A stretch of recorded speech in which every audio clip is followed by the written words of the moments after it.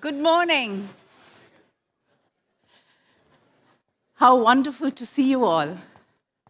Welcome to the 5th edition of Global Outlook Norway, where we gather experts to gain insights into international affairs and business trends that shape our lives.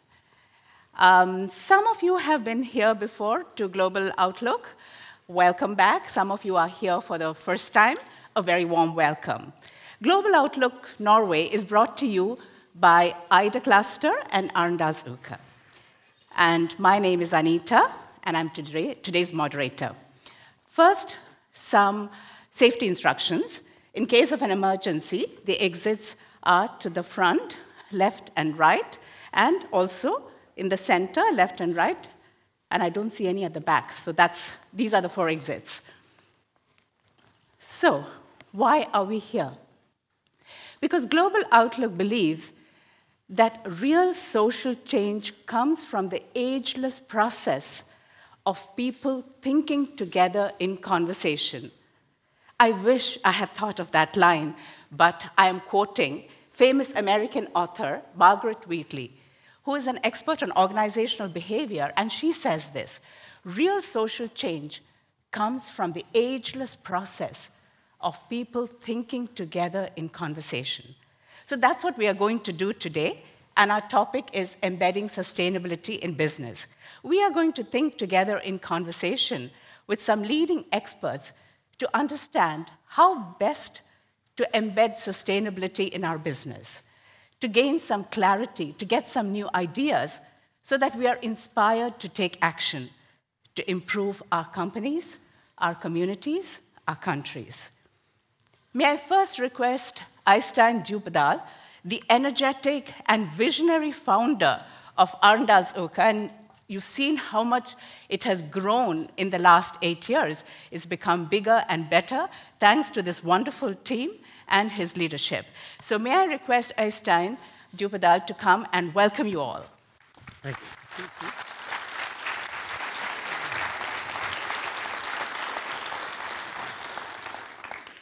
Dear friends, it's an honor and a privilege once again to wish you all warm welcome to the Global Outlook and to Arendal's Week, and Arendal's Uka, as we say. We do this for the 5th time, and Arendal's Uka and Global Outlook has become even more important over the years.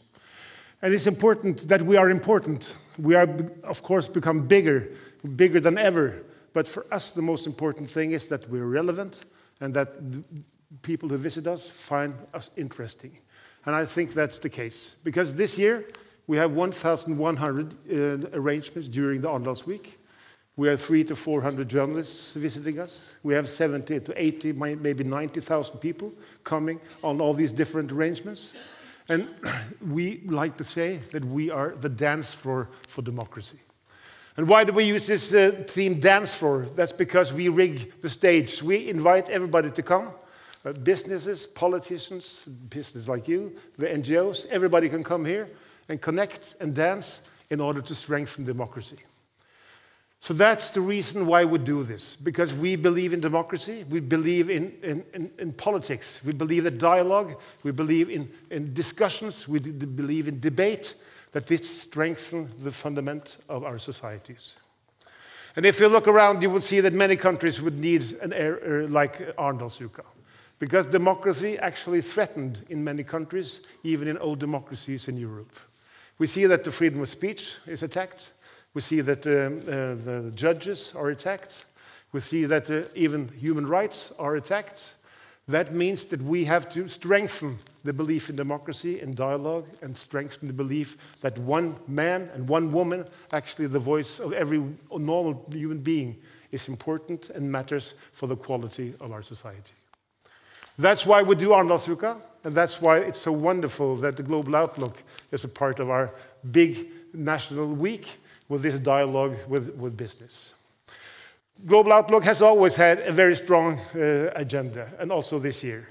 They have always had prominent speakers and distinguished speakers, so also this year. So we are very proud that Global Outlook is a part of Arendal's Uka. And of course, we're always very proud that the Minister of Foreign Affairs is a partner of these arrangements. And we are very proud that every year the Minister of Foreign Affairs has been here and had the first keynote to the audience. So also this year. And I'm very proud that Ine Marie Søreide Eriksen will be here and hold the keynote. We know each other, of course, from many years back. She has continued in politics. When I quit politics, we were both frontbenchers in the parliament. We were from different parties, but we were both frontbenchers and friends. I quit politics, but she has continued in politics, and her political career has been booming. She's now Minister of Foreign Affairs, which is, of course, one of the most important posts in any government. Please give a warm welcome to our Minister of Foreign Affairs, Ine Marie Søreide. Please, the stage is yours.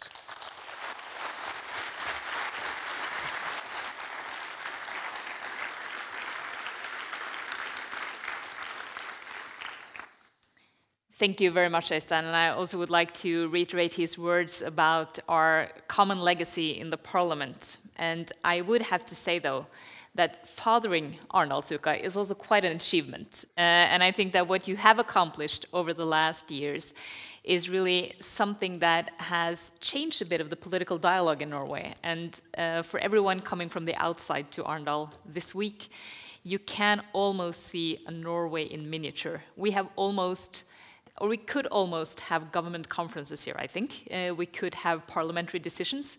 There are so many people here, but I think one of the most wonderful things about Arendalsuka is that it also engages young people, NGOs, politicians, and others who engage in discussions and dialogue, I would say quite intensively over these days. I have colleagues from Parliament who will participate in no less than 35 debates during the week in a wide range of topics, I can tell you. So I'm quite happy that my job and my role here this morning is actually to just set the stage for a very important part, namely global outlook. Now, this is a plastic ballpoint pen. And this is a simple object that could not have existed without our global economy. And it also symbolizes the best characteristics of global economy: initiative and innovation, international trade, and open markets. It was probably produced in the most cost-effective and efficient manner, drawing on the resources, the capital, the labor of different parts of the world. But it could also be used to illustrate some of the more negative effects of our consumer-oriented societies. Imagine that this was someone else's pen, and that it drifted ashore here in Arendal just a few days ago, far from where it was supposed to be. If left in the water, it would ultimately break down into hundreds of fragments of microplastics. It's a reminder of our responsibility as consumers to dispose of waste in a responsible manner, but it's also a reminder of our powerlessness in the face of cross-border challenges unless we join forces to address them. And let me just nod to what Anita said in the beginning. I'm not sure if I get the quote exactly right, but I think it was something like this: real progress comes from the ageless process of people talking together and working together. I think that could serve as a topic for my speech today. The times we're living in are full of paradoxes like this. We have attained an unprecedented level of technological sophistication. We probably have a better chance than any generation before us to reduce poverty, diseases, and human suffering. But more than ever before, our ingenuity also seems to be the cause of many of the problems that we have to resolve. We have achieved a level of international cooperation that previous generations could only envy us. But our interconnectedness also seems to be providing increasingly fertile ground for actors that oppose globalization and multilateralism.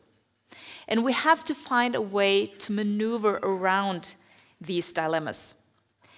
And fortunately for us, unlike this piece of plastic, we're not doomed to drift around until we end up in some random place. The essence of political participation is that we can all make decisions as citizens, as companies, as politicians, and they will influence the direction and our course. And when it comes to promoting sustainability, we certainly need our very best navigational skills. So what role can politics play in promoting sustainability? How can diplomacy help to embed sustainability in business? I will argue that the role of foreign policy is maybe more important than ever, and then the fight for sustainability is linked to some of the most fundamental foreign policy challenges of our time, such as the rise of populism, the pressure that is put on multilateral institutions, and the changing security landscape. The world order that has served us all so well since World War II has recently come under increasing pressure. It's crucial that we defend it. However, it's also crucial that we are able to adjust and develop in such a way that we can accelerate to a greener and bluer economy. The pressure on our existing global order is coming from a number of different quarters.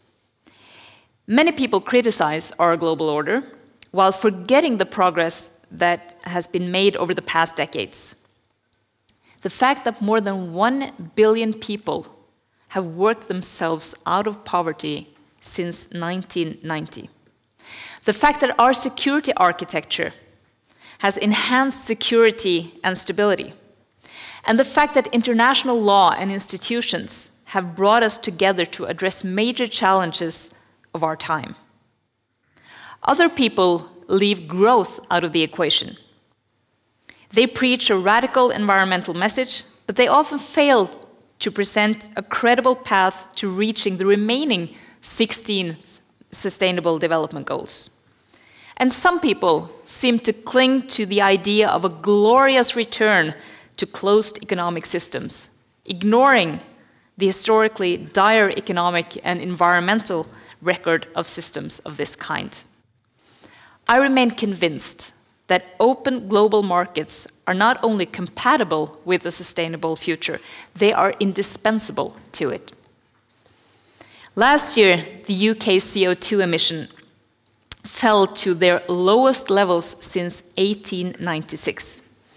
A feat that can partly be attributed to Norwegian gas being used to replace coal and increase renewable energy production from Norwegian offshore wind plants. In fact, the cuts in UK's emissions enabled by gas imports from Norway and offshore wind production corresponded to almost 50% of Norway's annual emissions. This is an achievement that quite simply would not have been possible without open markets.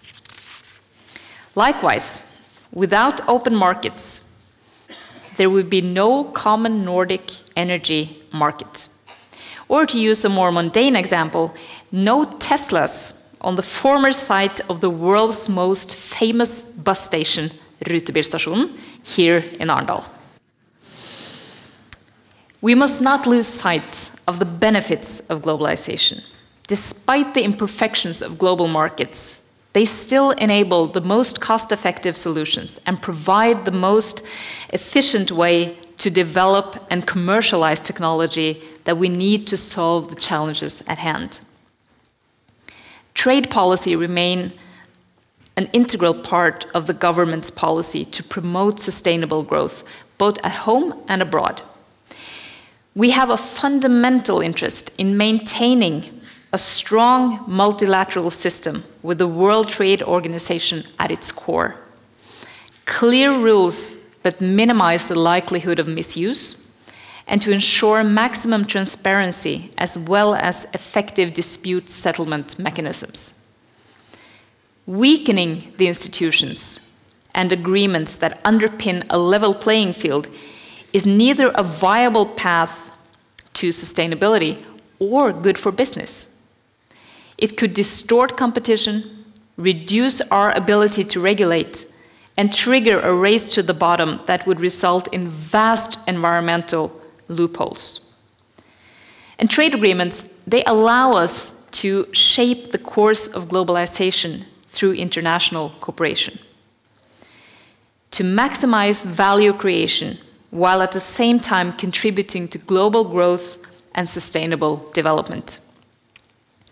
And this is particularly important in a time of considerable geoeconomic and geopolitical tension. An important first contribution to sustainability from a foreign policy perspective is to defend the World Trade Organization and the broader trade system against protectionism. If we are to succeed in our transition to a greener and bluer economy, we cannot afford to waste our resources on unnecessary subsidies, trade barriers, or even trade wars. We can either not disregard the importance of the global economy if we are to provide food, health services, education, prosperity, and welfare to a world population that is set to grow to 10 billion people by 2050. Global markets are also crucial for our ability to tackle the future consequences of climate change. And here in Norway, as many of you know, the summer of 2018 has been among the warmest and driest on record. The winter was also remarkable in various ways. Unfortunately, we have to prepare for more scenarios like this. The World Economic Forum's 2018 Global Risk Report lists extreme weather events and natural disasters among the global top 5 risks in terms of likelihood and impact. And I believe that globalized economies stand a far better chance of adapting to extreme weather events than countries that can only rely on their own resources. And while openness to trade is necessary, and this is my second point, it is not sufficient. Unregulated globalization can deepen poverty, it can widen inequality, it can trigger new conflicts, and it can fuel climate change. And therefore, we need regulation, including regulation that extends beyond the scope of trade. We need international agreements, we need international institutions that can translate words into action. And the Paris Agreement is, in that regard, a milestone. International cooperation is essential to achieve global climate change objectives. The government is committed to reducing the CO2 emissions by at least 40% by 2030. And we are in dialogue with the EU about joint fulfillment of the 2030 climate target. And we aim to agree on the main principles of our cooperation by December this year. The EU emissions trading system is a key European instrument for reducing carbon emissions. And approximately 50% of Norway's greenhouse gas emissions are covered by the EU ETS. And that encompasses land-based industry, the oil and gas industry, and aviation. The revised emission trading directive for 2021 to 2030 will strengthen the incentives for low emission development and also for more innovation. But another area of interest for Norway is shipping. Oceans are the highways of global economy. 80% of global trade is carried by the sea. In fact, had the international shipping industry been a country, it would have been the 6th largest emitter of CO2 worldwide. But international shipping was not included in the Paris Agreement. Earlier this year, however, we reached an important milestone. Members of the International Maritime Organization agreed to reduce emissions from international shipping by 50% by 2050 and move towards carbon neutrality by the end of the century. So diplomacy is an essential tool, and we need agreements like this if globalization is to be more in tune with the needs of our planet.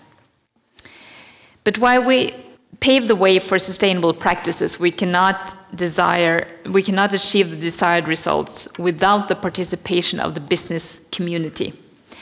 And successful implementations of the framework, like the ones from the Paris Agreement and the Sendai framework for disaster risk reduction, call for active private sector engagement. The role of the business community should never be that of a passive responder. We need a vibrant business community that is prepared to adapt and to innovate. And this is very much a two-way street. Regulation can certainly set the stage for innovation, but innovation can also broaden our political options, inspire new legislation, and spark change at a societal level. Major technological shifts bring new challenges. They can cause significant structural changes, including loss of jobs. They can generate uncertainty, and they can fuel anti-establishment sentiments, not unlike the ones we have seen in the wake of globalization. But major shifts can also create numerous new opportunities. History holds so many examples, including of this, such as the transition from steam to diesel and electricity in the transport sector, and also from electronic to digital technology. And I am very hopeful that the transition to a greener and bluer economy will give rise to similar opportunities also here in Norway. And I'm quite confident that our business community will seize the opportunities that arise. In recent years, we have seen how the sharp fall in oil prices has contributed to a restructuring of the Norwegian ocean industries, both maritime, oil and gas, fisheries, aquaculture, the blue economy. Businesses are increasingly applying expertise and technology across traditional sectoral divides. And this is especially evident in the emerging offshore aquaculture, the offshore wind, and also marine biotechnology segments. And the shift towards a more integrated blue economy brings with it the need to ensure the sustainable use of the oceans. And in 2017, the government presented our ocean strategy, in which the sustainable development of the oceans is a key priority.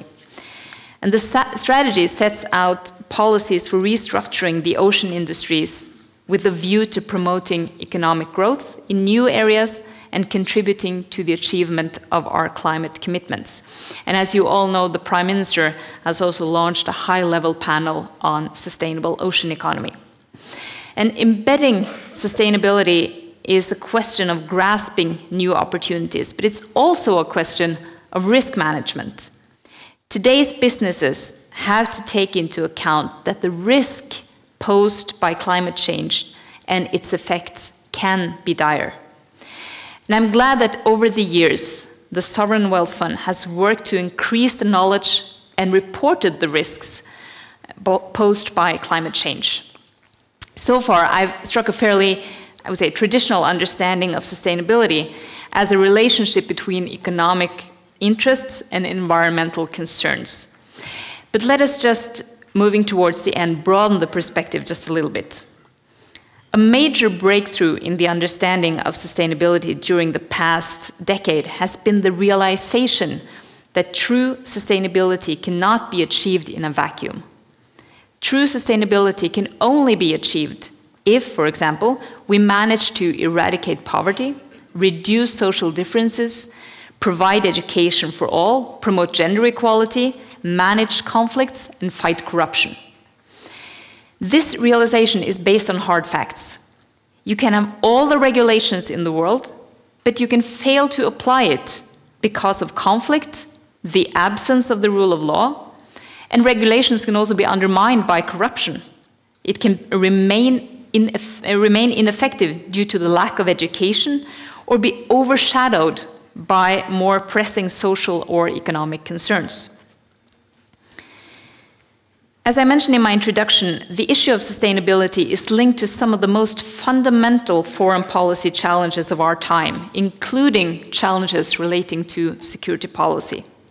And over the past few years, instability has taken hold in vast areas south of Europe, And we're seeing greater uncertainty in our parts of the world as well.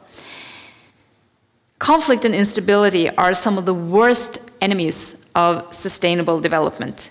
It can reverse years of social and economic progress. It can leave vast areas unregulated, ungoverned, and unsafe.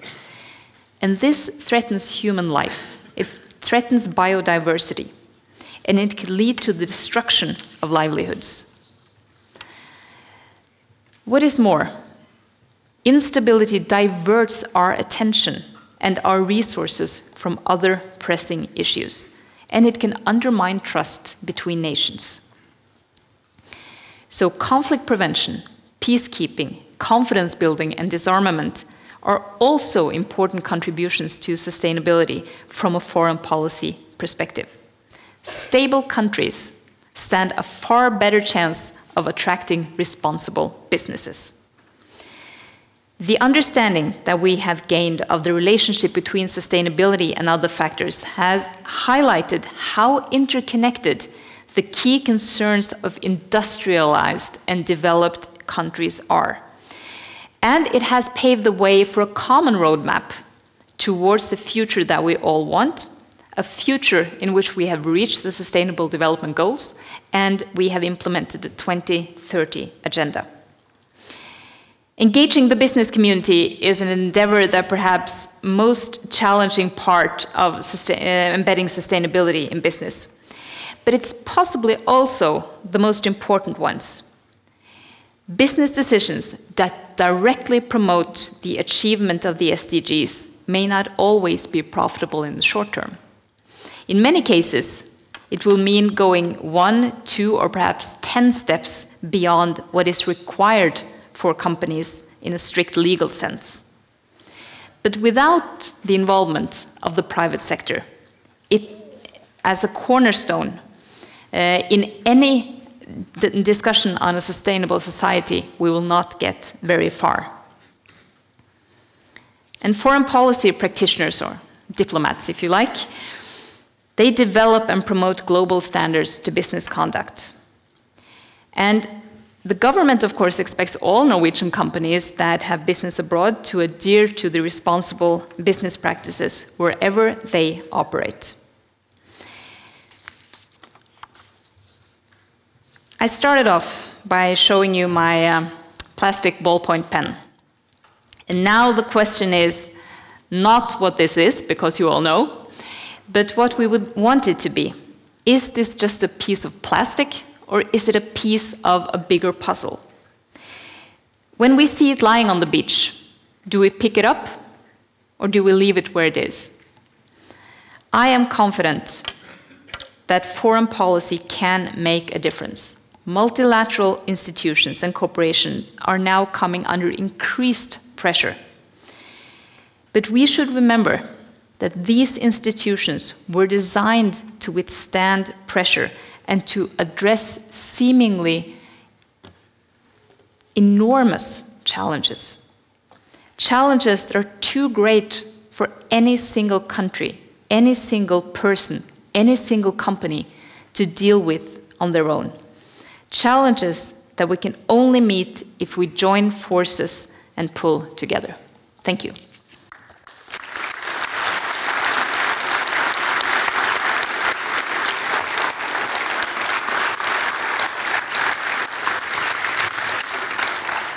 Thank you so much for this powerfully outlining the challenges that the world faces and linking foreign policy with conflict, which can actually undermine sustainability in the long term, and of course your passionate plea for multilateralism. We are very fortunate that the Foreign Minister has agreed to take some questions. I'll ask 1 or 2 questions, and then we'll invite the audience to ask, make use of this opportunity to ask a few questions.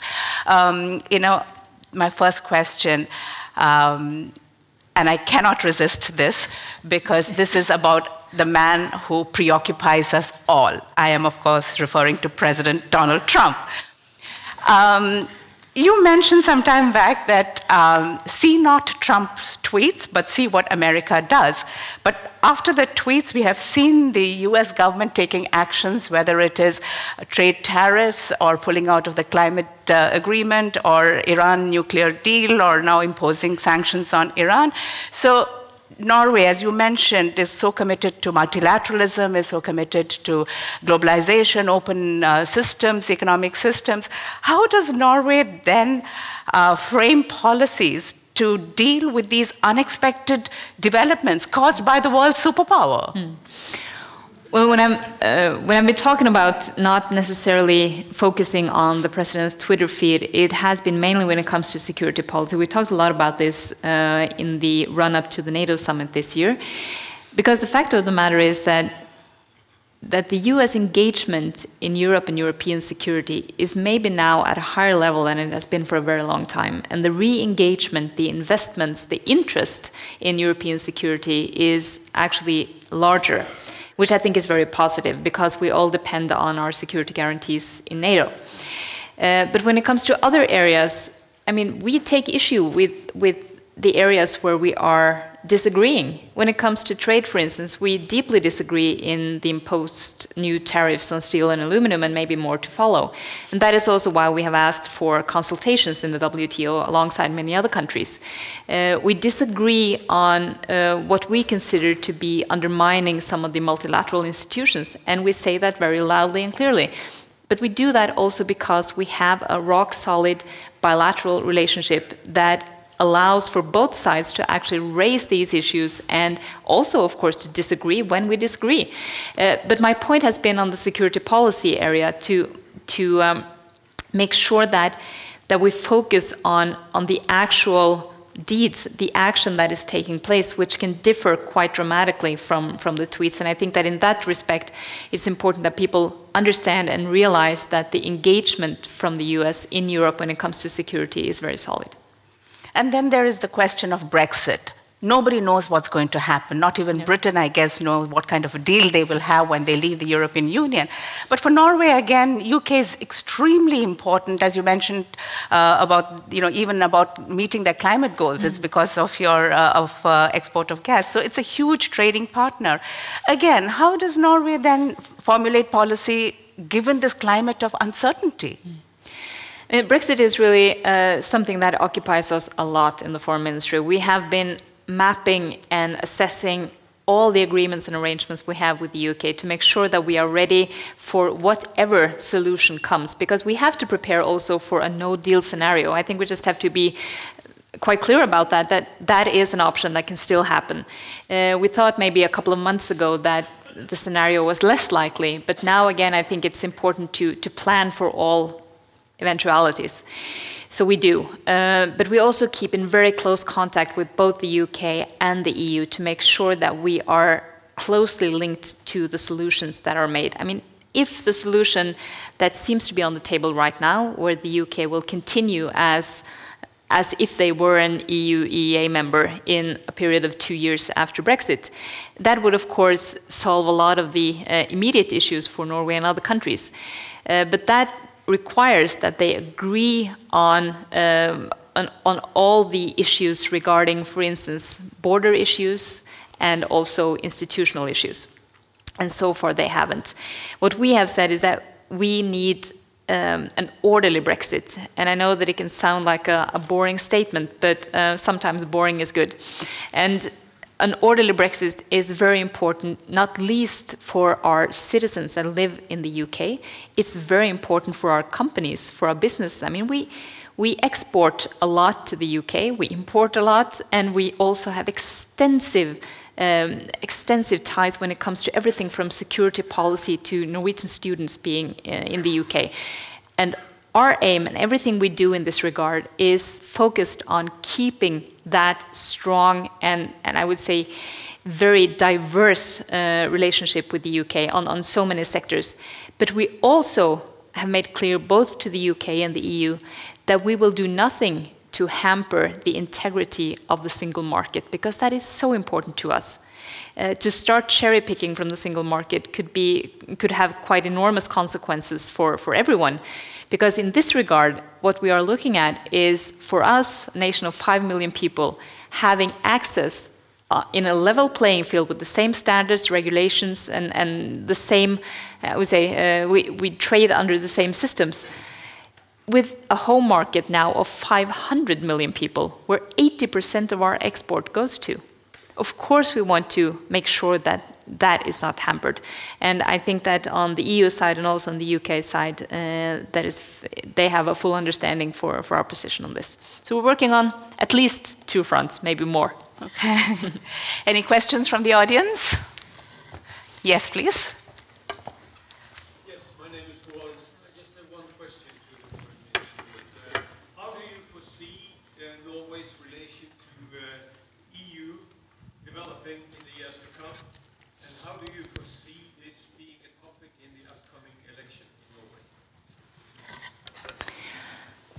Well, I don't necessarily think that our relationship with the EU will change very much. Even though the UK leaves the EU, our agreements with the EU will still be as they are today. So that will not change. But of course, it will change some of the dynamics, and we have to be aware of that. We are very mindful of keeping our interests safe, which means that our extensive cooperation with the EU, both with the EEA agreement, but not least the around 70 other agreements we have with the EU, they are fundamental to Norwegian interests.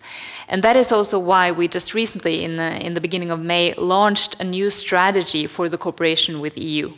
And it's a more forward-leaning strategy than has been the case in previous strategies. And that is because we want to underline that our cooperation with the EU, it happens not because we have to, but because it serves our interests. We want to have a close cooperation with the EU. And we will have that also in the future. But of course, when the UK leaves, we also have to make sure that we have good arrangements with the UK. Did I say the EU leaves? I meant the UK leaves. The EU is not leaving. But when the UK leaves the EU, we will also make sure that we have good arrangements with the UK, because they are also a very important trading partner, a partner in multilateral systems, a partner in security policy. And of course, when we look at where security policy is going in the EU now, it has happened enormous things in the past year and a half that no one deemed possible just a couple of years ago. So things are changing and developing, and what we are doing is taking very active part in all of these discussions because it serves our interests and because this is also our continent. Even though we're not an EU member, it's our continent, and we want to take part in the shaping of our own continent. So to the extent that this will affect in any way the upcoming elections in 19 or 21, I think it depends a bit, but I think that from the government side, we want to make sure that we do not forget that many of the benefits that we take for granted today, they come from something. They come from deals that we have, from arrangements that we have, and to make sure that we also take care of these interests that we sometimes take for granted. So in that respect, it can also be a part of the elections. Was there one more question from there? No, okay. May I request Helena Floudmark, the CEO of IDA Cluster, to present a small token of appreciation. Thank you. Mm-hmm. Thank you.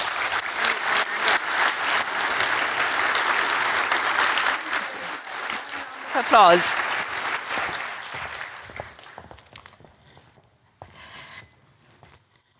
There are some people who still believe that climate change is not caused by human beings.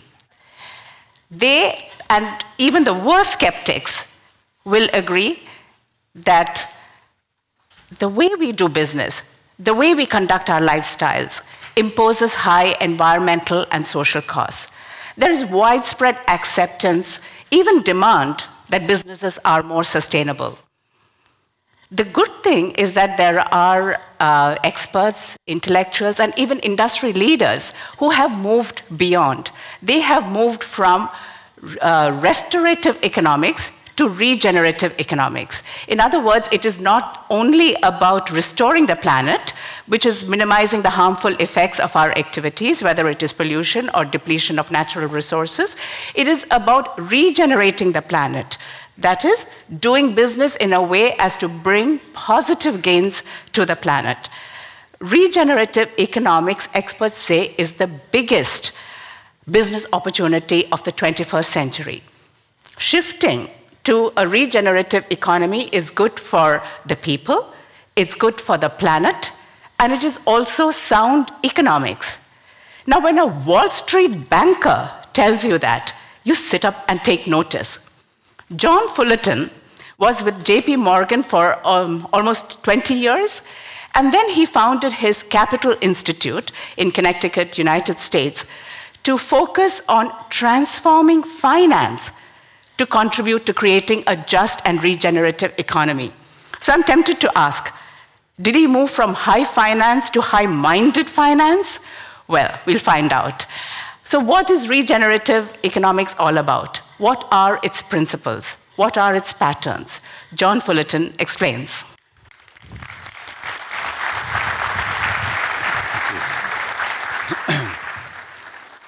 Thank you.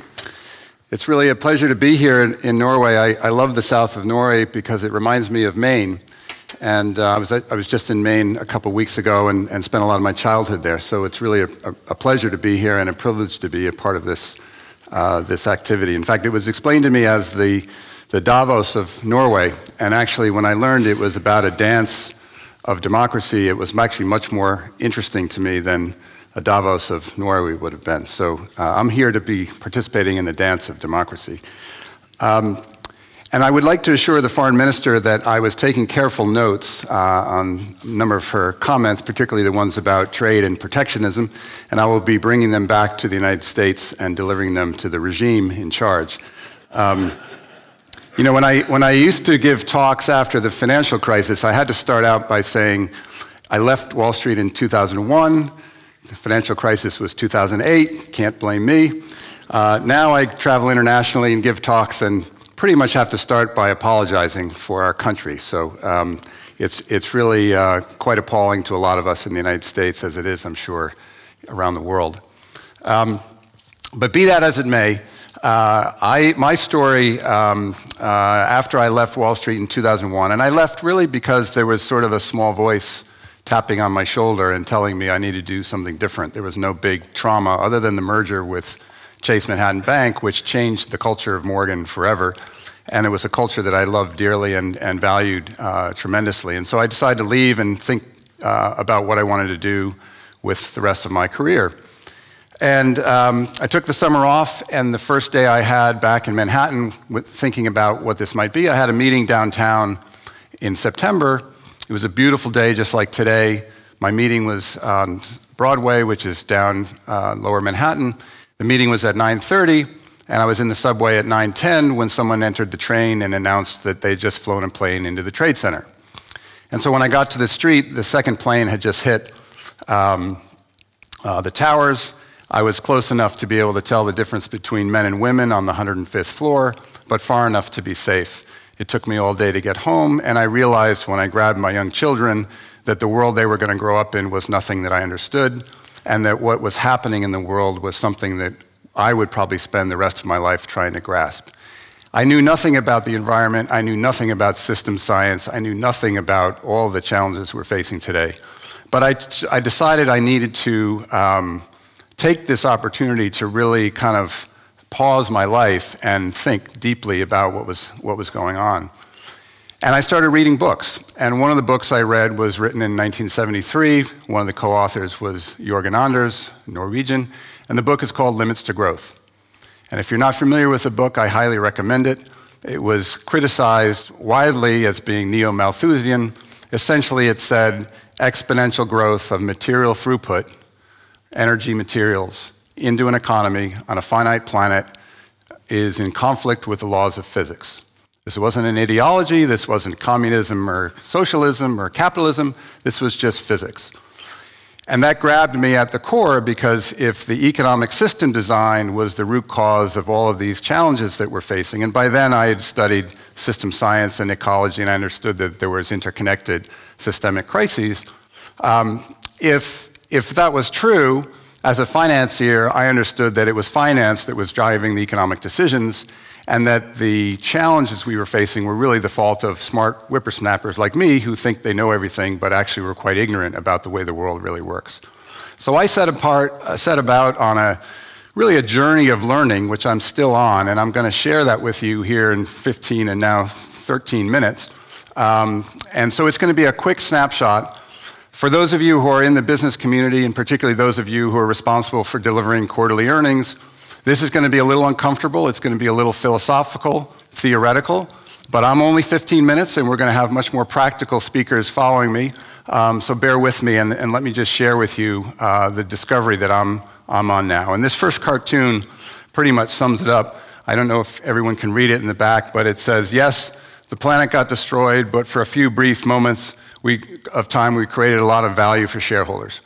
And while that's funny, it's actually not funny, because that's the story that we're on right now, and I would argue that that's the course we're on, despite all the progress in the last 10, 20 years that we've made on the sustainability challenges. So for me, we need to kind of get grounded in some very high-level concepts. And Einstein once said, theories determine what we can see and what we cannot see. And I would propose to you that the theories of economics that we use to run our global economy are fatally flawed. And I don't mean this because I'm a conservative or a liberal. This is not an ideological conversation. It's that our theories are predicated on a wrong understanding of how the world is actually organized. Classical physics used to think about simple causes and effects. We still use classical physics to run a lot of our economy, like the central bank interest rate policy is a simple cause-effect assumption. Lower interest rates grow the economy, raise interest rates slow the economy. Turns out it's a lot more complicated than that. Our modern economics have leaped over to the right here and essentially assumed that all of the uncertainty that exists in the economy can be reduced to simple statistics. And simple statistics assume disconnected causes. Like when you roll the dice 3 times, what you get the second and third time is unconnected to what you get the first time. But we now understand in modern science, both in modern physics and in modern biology, that most of the world is organized in what's called organized complexity. And there's intertwined causes, and everything's connected to everything. And it turns out that the simple statistics we use in economics and in finance for all of our risk models, for our asset management models, for our decision making, are not designed for this nonlinear interconnected relationships that actually define the way the world really works. So what I think we need to do to kind of step back and understand how to think about an economy that truly could be sustainable is to understand that the human economy is a living system just like other living systems in the universe, and that there are patterns and principles that explain how these systems actually work. The key to this is understanding that for the last 400 years, in the modern age, we have been reducing what's complicated into simple parts in order to understand them. This is called the reductionist method. The reductionist method is responsible for tremendous progress in the world. There's nothing wrong with the reductionist method. The problem is when we confuse the reductionist method for the way the world actually works. And so the most important thing I'm going to say to you today is that we are in the process of shifting from reductionism, which arose in the scientific revolution 400 years ago, into this world of holism or integral understanding. And this is not something that's going to be an easy transition because literally in our DNA it's now been wired to think in a reductionist way. So we organize our universities by specialization, we separate risks in finance by specialization, etc. But this idea of holism is very profound, and Jan Smuts, who coined the term, referred to it as the universal principle that explains matter, life, and spirit. And he and Einstein were in a pen-pal relationship, and Einstein apparently said to him, I haven't found the letter to prove this, but Einstein said to Smuts, My idea of relativity and your idea of holism will determine the future course of civilization. When I read that, I paid attention. So what I'm proposing here today is that we are actually not living in an era of change. We are living in a change in era. As if we were living in the scientific revolution, but we still thought we were living in medieval times. I think the change we're going through right now is as profound as that, and it's something that we will be living through certainly for the rest of our lives.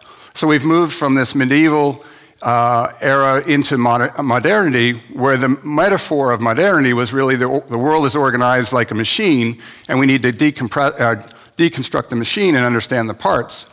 We're now moving into what some people are calling the integral age, where the metaphor, the appropriate metaphor is more of a network or a web. And we're just beginning to grasp the implications of that. This is happening in every field of knowledge that I've thought about and studied. For example, in agriculture, we're moving from industrial agriculture, which is a very reductionist approach to growing food, into what's now called regenerative agriculture. This is a big deal. It's a big space. You can Google regenerative agriculture and find all kinds of things. And the essence of it is that it actually produces soil and sequesters carbon in the process, rather than degrading soil or mining soil and leaving us worse off. Healthcare, Western medicine, with all its great advances, is a reductionist approach to solving problems with individual parts of your body. There's an alternative approach. It's a much more Eastern approach, which is integrated medicine. And much of the interesting frontier of healthcare today is shifting from this reductionist to a more holistic or integrated approach to health. In education, I mentioned before, the educational disciplines is a very reductionist approach to education. At the cutting edge of education, certainly in the United States right now, is this idea of transdisciplinary education, where different experts work together to transcend the disciplines of their field and work at the edges across fields. And then in economics and finance, shareholder value, I would argue, shareholder value is probably the most reductionist idea that we've invented, and this idea of integrated value, which is now the rage in the sustainability movement, is the alternative.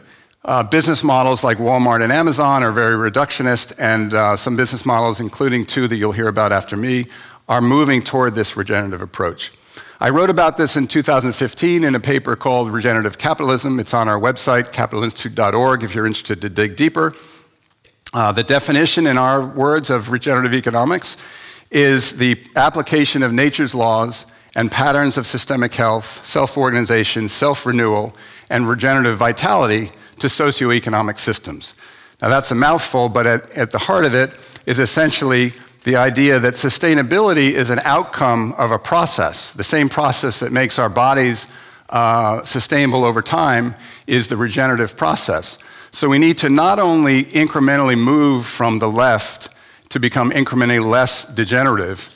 If we want to actually get to a sustainable system, we need to leap all the way to the right and move into this regenerative process, which is a process that's much more akin to a living system. I talked about 8 principles of regenerative economics in the paper. I don't have time to go through them here today. But some, for example, one of them, probably the most profound one, is at the heart of a healthy economic system is the idea that the parts are in healthy symbiotic relationship with each other. So at a cellular level, this is true. And at the level of planet Earth and the sun, we're only having this conversation because that relationship is just right. So if we have a business environment where businesses are extracting from each other, or a financial system where it's dominated by financial speculation, which is inherently a win-lose proposition, we know we're in conflict with this principle of right relationship. And I'm sorry I don't have time to go into the other ones, but just briefly, holistic wealth, innovative, adaptive, and responsive, empowered participation. In other words, if all parts of a system are not empowered to participate in the system, the whole system can't be healthy. Honors community and place. The idea of a regional approach to economics as opposed to global approach is much more in alignment with how living systems are actually organized. Edge effect, we live on an interesting edge right here, or we exist on an edge. Edges are where life exists, so the edges in an economy between the private sector and public sector, between sectors of the economy, is where potential and prosperity can be found, as opposed to economies of scale that tend to work within, extracting across edges, et cetera. I'm going to need to keep moving here. When one thinks about investment, and obviously the investment portfolio of this country is a big important issue and a big important asset.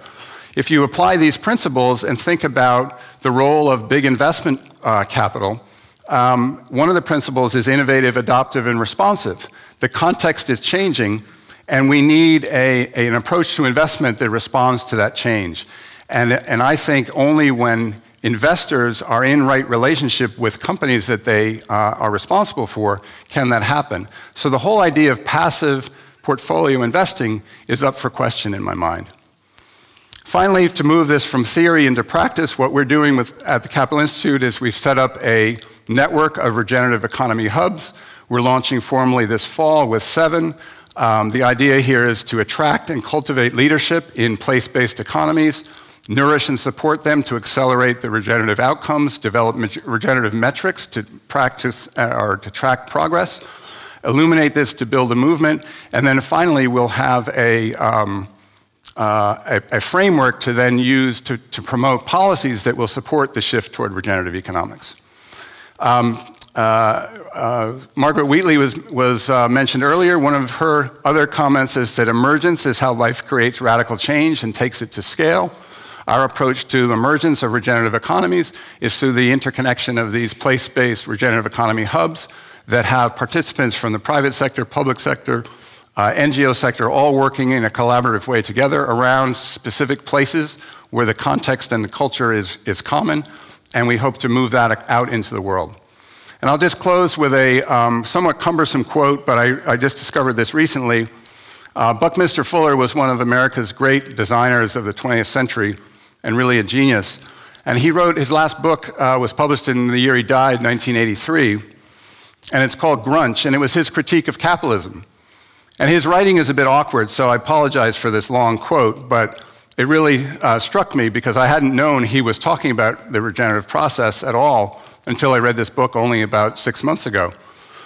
And at the end of the book, he closes with his statement on humanity's purpose, and he says, with our newfound understanding of patterns and principles, and thereby, for the first time possible at that time in history, to glimpse humanity's semi-divine functioning potential as local universe, meaning place-based, bioregional scale, local universe information gatherers and local universe problem solvers in support of the integrity of eternally regenerative universe.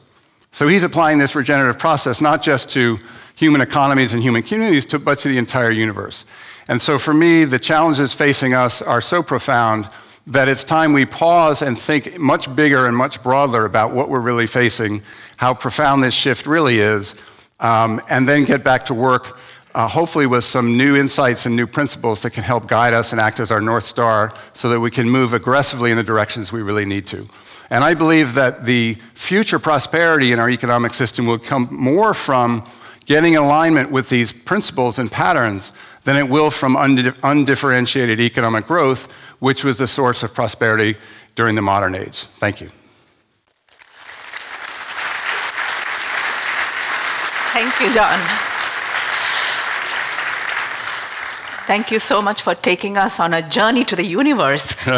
You know, the last quote, it's very strange. It reminded me of what Buddha said 2,500 years ago, which is that the God lies within you. So the God that helps us to create, regenerate, that creative force lies within you. So the way we have designed this program today is that we have, as you know, 4 leading international experts. They will make a 15-minute presentation, and then we can have a 5-minute Q&A from the audience related directly to their presentation. And at the end, time permitting, we will have all 4 on stage so that we can have a kind of panel discussion and take in more questions from the audience. So are there any questions for John? He could not have answered all your questions. and all the doubts cannot have been clarified. This one. There, yes. There's someone over there. Okay, good. You mentioned briefly the idea of, in Eastern medicine, the idea of integrative medicine. I think that underpins a lot of Eastern philosophy, the idea of integrative. And you talked about place-based economies. As an architect, as an urbanist, it's interesting to me because in Delhi recently, one of the ministers said that we have to make a choice between trees and development. And I think the articulation of what development is and the articulation of what prosperity is very place-based. And somewhere in these universalist notions, I think, speaking for a country of 1.2 billion people, we tend to look west, to actually use the term very loosely, and say, oh, that is development. So how do you say, going back to Anita's comment about conversation, how do you think the conversation of what the idea of development is will change to be more place-based and fast enough? That's a great question. And it's interesting, most of the people that I've learned from and who get this shift come out of urban planning, architecture, or agriculture. So thank you for that. So really quickly, I'll quote Jane Jacobs, who said, it's not how fast you grow. What did she say? It's not how fast you. It's not how you grow. I can't remember the quote. But at any rate, the point is that the nation state, the global economy are abstractions. The corporation is a human abstraction. Real economies exist in the context of culture and place. When I come to Norway, I can feel the culture here. The United States is not one culture. And I believe that you can't have an economy separate from culture and place. Place because of culture and historic geology, but also because an economy at its heart is based on agriculture. And so if we don't have a viable food and watershed, and you get, and trees are connected to viable watersheds, you can't separate those. Separating these is reductionist thinking. And the reason we're in such a pickle is because we've separated the parts as if they can be managed independently. And so you can't get your head around the global economy as one thing, but what we can get our head around is place-based bioregional economies that have common culture and geological history and ecological realities in common. People care about the places there. So if you're a global corporation, I would argue you're really a network that is connected to a series of place-based economies. And your job is to help them be regenerative in their place. And through that process, you will become more profitable. I don't know if that helps your question. I know there was another question, but what we can do is to take, can you make it really quick and brief? Thank you. Absolutely. Thank you very much. I'm Truls Gulowsen from Greenpeace. I think your analysis is very, very good. The logic and the call for more long-term thinking, very good. My big question after this is, what are the policies that are needed to make this happen? We heard the foreign minister speak about politicians' responsibility and global cooperation setting the game. But what are the rules that needs to be set to make this game work? So great question, and I'll be. The short answer is I don't know yet. My main point is Dana Meadows, who was the lead author of Limits to Growth. When someone asked her, "How do you change a system?"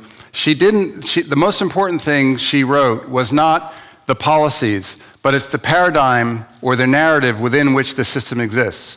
So our work has not yet moved to policy, because I believe until we shift the narrative from global expansion at any cost to regenerative development, recognizing all costs in a holistic way, we can't have an intelligent conversation about policies. I wrote a policy paper about finance 7 years ago, the 10-point plan to fix finance.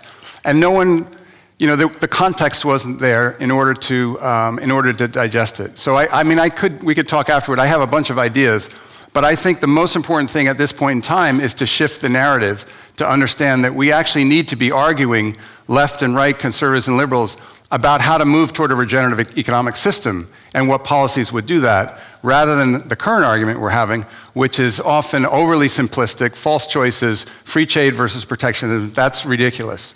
So that's my short answer. We can take more questions for John when he comes back, but thank you so much, John. But we will request Elena Fladmark, CEO of IDA Cluster, to present. Sit over here? No, you can go back into the... you have to get the gift. Sorry. Thank you.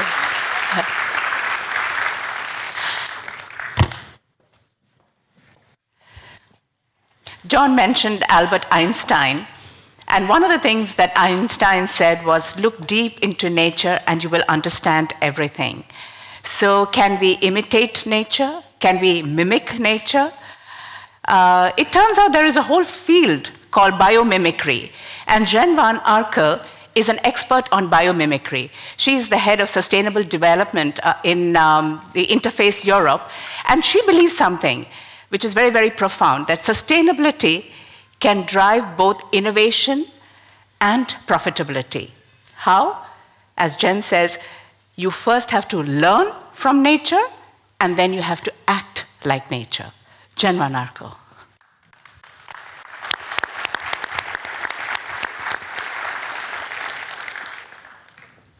Good afternoon, everyone. I see this is not my presentation, but Ajay's, so maybe we can switch to mine in a minute. I really like to take you on a journey, as Anita already just introduced, because we are nature, and we sometimes tend to forget that we are literally a part. We are actually a business working on positive spaces through the floor, and how on earth can a space be positive if it's not a sustainable space? So we are Interface, and we are a stock-listed company to make the story even more interesting for you. And actually, our journey changed in the early 90s because our founder read the book of Paul Hawken, The Ecology of Commerce. And in this book is written how ecology and economy can go together, and how businesses, although we are the biggest problem causers, are also the ones that really can make a difference. And Ray Anderson, the founder of Interface, was really struck about the chapter, The Death of Birth, the loss of biodiversity. So we were set out on a mission to change the course of our company, being not depending on fossil fuel, literally getting off oil, and actually running our business as an ecosystem. Thanks to the inspiration of Paul Hawken, we were introduced to the natural step, setting our North Star to become this restorative company. Because if you work on having positive impact, but you're not eliminating your negative impact, you can't be restorative in the first place. And once you know where you're going, you actually can help guide your actions. Every decision you take, you can benchmark them against that goal. But okay, where do you start? And that's actually where biomimicry came in. Biomimicry is about 3.8 billion years of experience. So why shouldn't we tap into that knowledge, as we are a part of it?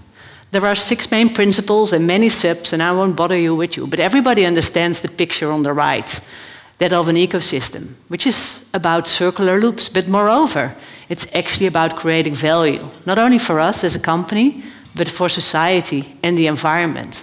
Because it's not only about our license to operate, it's actually about our license to exist.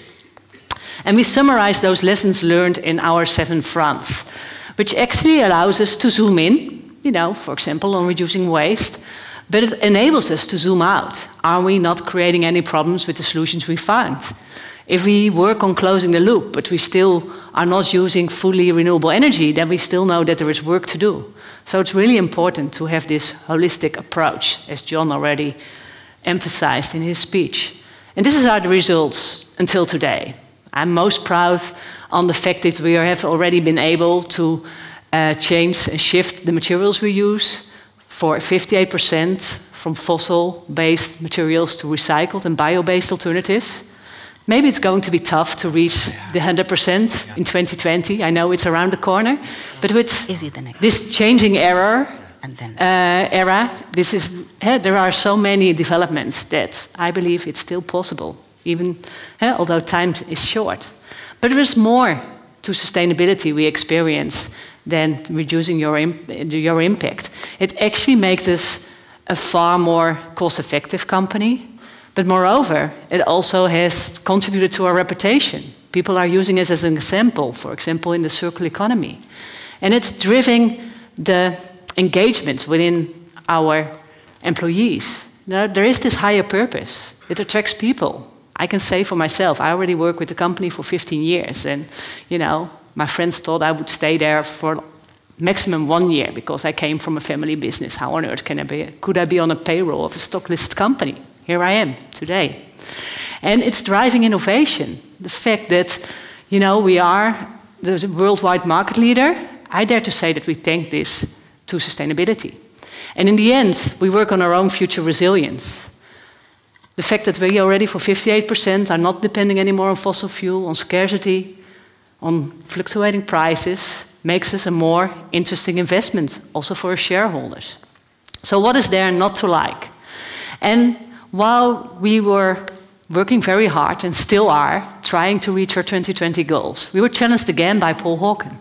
He had brought 50 scientists from all over the globe together, working on what he sees as the biggest challenge and threat for humanity. Global warming, climate change. It's going to affect every single individual on this planet. And actually, as we have seen in nature, all solutions are actually already there. We can make a difference. He listed them together in his project Drawdown. If you want to have a look, please feel free. But he challenged us again. He said, guys, you have to move further. You're proving that restorativeness for a company is possible. So you have to bring this to the next level. As Anita said, it's not only about learning from nature. It's time for you to really act as nature. How on earth are we going to do that? We named this journey Climate Takeback because it is about taking our responsibility, actually our people, us being part of nature, to take our dependency on this planet in our own hands and really make a difference as an individual, as a company, as a government, as a country, as a society, as the world. And we need this positive mindset, this we can do mentality. We shouldn't be scared to really try to make a difference, although we might feel it's really, really small. So actually the plan is really simple, but it starts with being ambitious and believing that we can make the change for creating a climate fit for life, all life. Because this is in fact where we are. If we have changed the climate by mistake, we should be able to change it with intent. And this is the work of the Stockholm Resilience Institute. Don't panic. This is what it means. We radically have to reduce our carbon footprint. So this is actually where we have been working on in the past 23 years at Interface. But as we already know, this is not enough. We have to move further. We have to really start to act as nature. Which means that although actually reducing radically your carbon footprint is maybe the prerequisite, we might be able to use carbon as a building block and to support nature's ability to cool the planet. And we only can do this together. So that's why we added the fourth pillar, lead the industrial revolution. So this is the plan, and this is the prerequisite, the work which we have been doing over the past 23 years, which all taps in resource efficiency, circular economy, all those kind of things. And as I said, it's not enough. What will you think if you talk about low carbon? You actually already can make concrete out of carbon. We actually already have a prototype that is having a 2 kilograms negative carbon footprint because it's storing carbon. It's made of biomass, and because our production facilities already are more or less climate neutral, you know, we have a negative carbon footprint. Imagine if you can design buildings, cities that actually have a negative carbon footprint. You can call that positive carbon again. Look up what John Elkerton is saying on this. And if you want to bring this further, it's actually about if you already live zero, which we called mission zero in the past, and you are loving carbon, so using it as a building block, you're already supporting nature's ability to cool the planet. But you even can drive that further. For us, it means not only trying to contribute to a better indoor climate through our carpet tiles, but actually can our factories contribute to a better outdoor climate? We call it factories as a forest. Look at a good performing ecosystem nearby and see what is contributing to the environment, how much water it is storing, how much air is being purified, how much habitat it's being creating, and try to transfer that to your factory, or to our factory in our case. Imagine if you design this way cities. You know, the problems of cities is always nowadays about air quality, heat islands, water stress, loss of biodiversity, the loss of pollinators. Imagine if you build these cities with trees, with green facades and green roofs, then actually you can absorb water, you can purify the air, you actually cool the city, you actually create habitat for all the pollinators we badly need, and actually we will have happier citizens. You all know that in Norway, you know, greener environments really supports that. So this is our challenge, to really not only let our products work as nature does, but also our processes. And as I said, this is not something we can do on our own. We need everyone on board. So this is also about advocacy, inspiring others, learning from others, sharing our best practices, sharing our successful failures. We have plenty of them. But it's about also being persistent and knowing where you are heading and believing that it's possible. You know, everybody thought we were crazy back in the 90s, and maybe people feel that we are today. But I have been experiencing over the past 15 years that is a journey possible. And it's a very inspiring journey. And I tend to stay here for years to come. So, if we are all talking about the future we want, I think the United Nations has given us this tremendous gift, because we have this shared ambition for the world, as the Minister of Foreign Affairs already pointed out. The global goals, the Sustainable Development Goals, are actually creating the future we want. And it also supports us in creating or working on a holistic approach. This is not about picking one of the goals and saying, okay, I'm good at that. You know, I will support and get hunger out of this world. If you do this in a way that it's affecting biodiversity, then this is not the solution we are looking for. And we really need to be working on these goals in a holistic way as well. So how can we do this? Only when we do this together. And I just wanted to share a small example which started off with a cooperation with our yarn manufacturing, investing in a recycling factory, because we found out that actually fishing nets are made of the same material as the yarn of our carpet tiles. And they found that actually in the Scandinavian, probably Norwegian fishing industry, those nets are being replaced every 2 years. So they started to buy these and had enough volume to actually start up this recycling facility. And we were able to create carpet tiles with 100% recycled nylon. And then, unfortunately, we also found that on an annual basis, 640,000 tons of fish nets are wasted to our oceans. They get lost or are dumped or, you know, just washed ashore.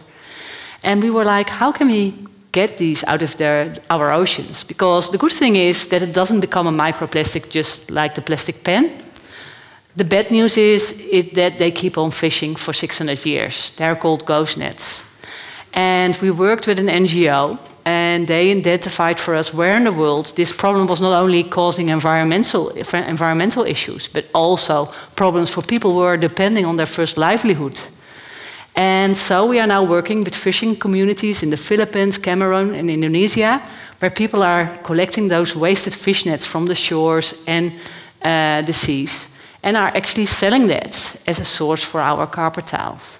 So actually, by working all together, we are able to actually tap into what's already there, but therefore contribute and make the world a little bit better. So, if there's one thing I know, we need each other. We need you. Thank you.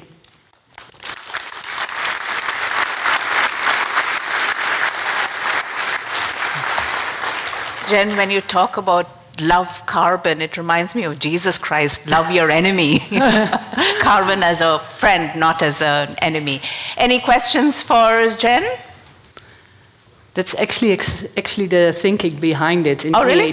Yeah. So okay. It's also why John Elkington likes to name it positive carbon. Oh, okay. Yeah. But as I said, and I really want to emphasize that, it's really crucial that we first radically reduce our carbon footprint. Right. But there are other products as well, other than like the carpet tile? Actually, any product, bio-based product already has this capability. Depending on the process, it's used to be even carbon negative. But for example, there is cement made out of carbon. Oh. So, and already other types of plastics as well. Is but it's all really in development. Is it in, oh, okay, it's not in commercial.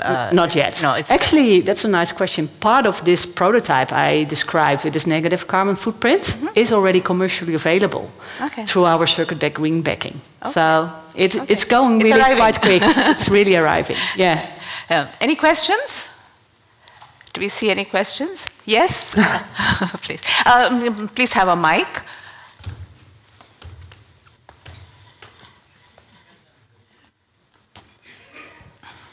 Hello, my name is Amy Peace from the UK, but not asking about Brexit. My question is, how many of your customers, do you have an idea, are buying your product because they like the story and they want to buy into the values, versus those that just see it as a better product on the open market? I don't want to get into percentages because it's always this top three. It's either you buy it because you really love the design, or you buy it because it fits into your budget, or you buy it because it's sustainable. And it's always those three elements, I think, which is relevant for any customer. You know, you can have a really great sustainable product or solution, but if it's not a good quality or if the design is not appealing, it doesn't sell. I always refer to the original fair trade chocolate. It didn't taste that good, and then, at least in the Netherlands, Tony Chocolonely came and they made this really great taste. So, you know, sustainability is there to be in any price level, at any price level, and at any look from a design perspective. And I think those three elements are relevant for all our customers, and it does vary what is maybe the most important. But it doesn't mean that sustainability, if you really find sustainability important, you still can have all the design choices you want, and you can also have it at any price level which is in your, within your reach. So, you know, one thing doesn't exclude the other. I think that's really important. I guess. Thanks for the question. Was there a question there? You know, one of the questions which is really important, and it's a very fundamental one, how to make companies realize that they are not just embedded in stock exchanges, that they're embedded in the planet. It's as simple as that, and it's a mind shift that has to happen. How do you, I mean, you are a success story, your company is a success story. How can one get more companies to realize that they are, you know, in a larger context? I often get this question, why is not everyone doing it? Because it sounds like common sense, indeed. I think it's a bit about touching the human heart, our hearts.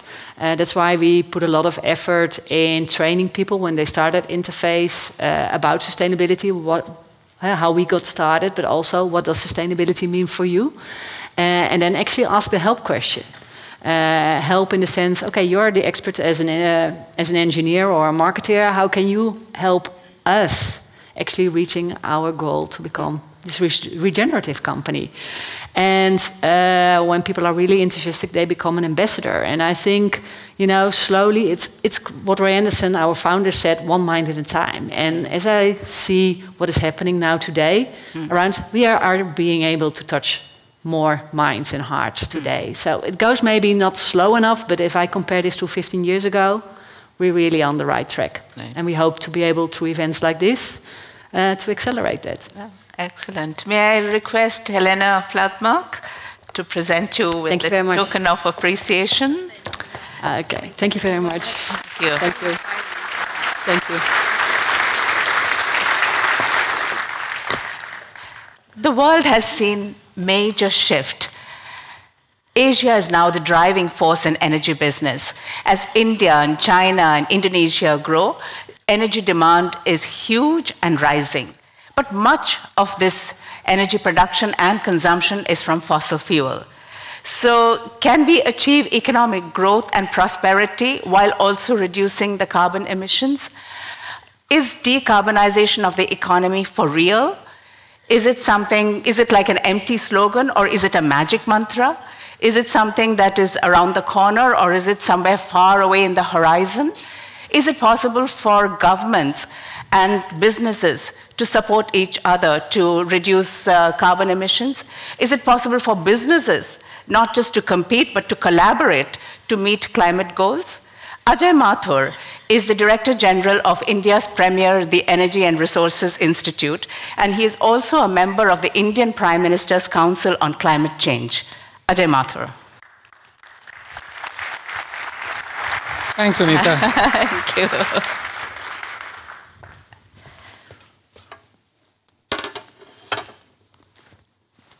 It's good afternoon.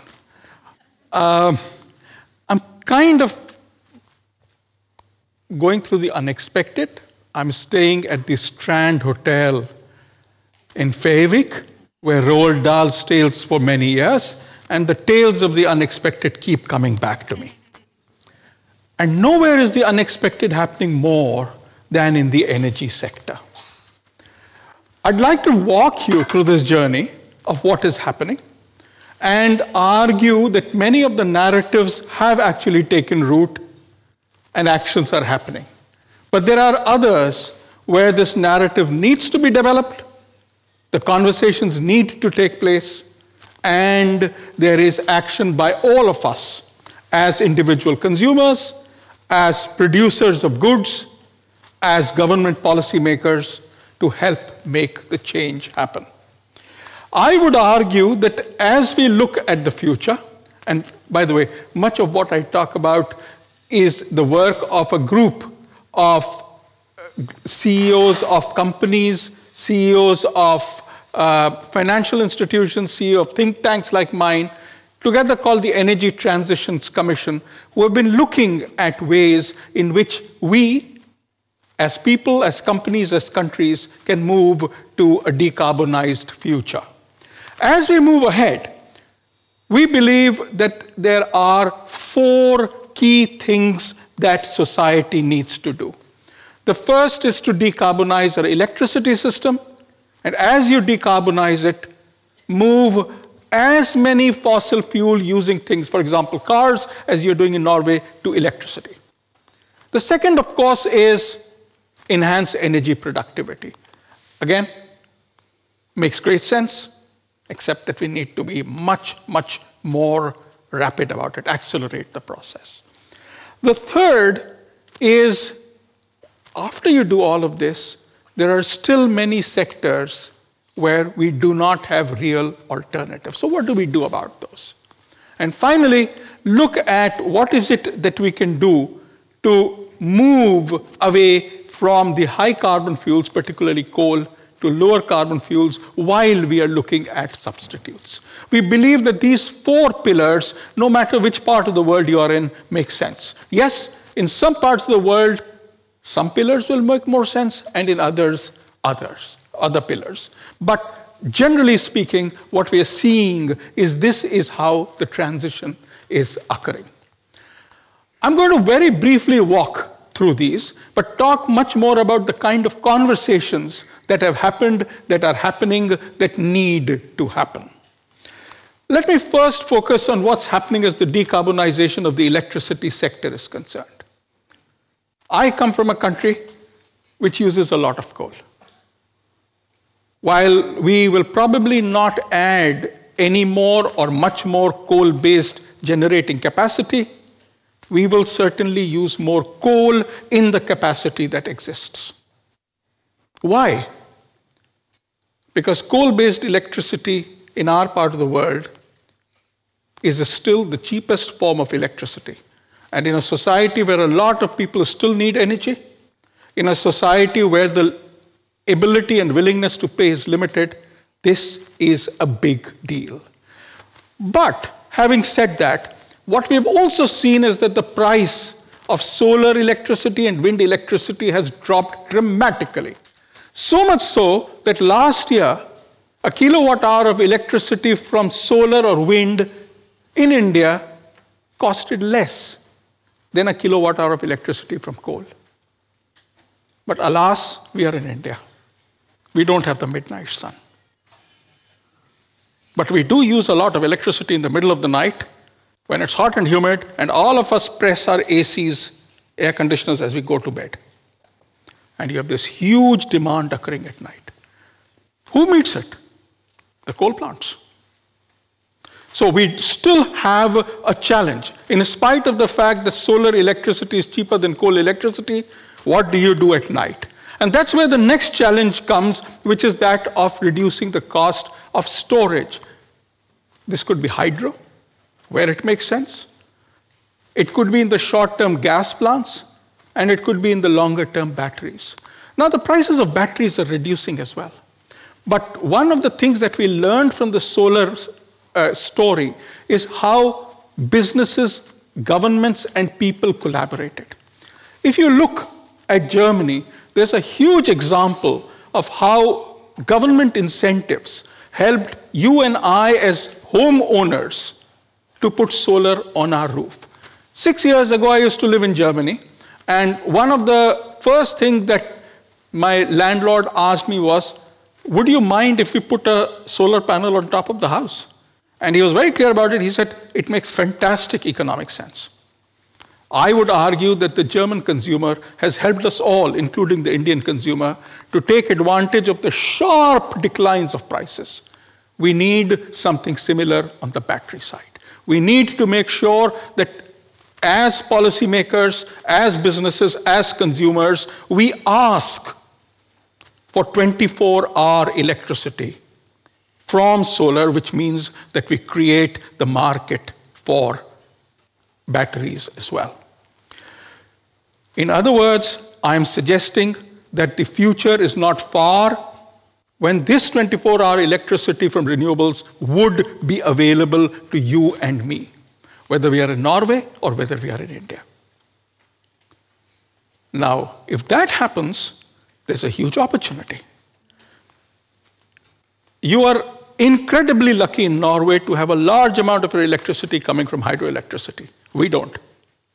But if we can get our electricity from solar and wind, stored in batteries, then it will make great sense for us, as it does for you, to get other places where we use fossil fuels, cars, for example, to run on electricity.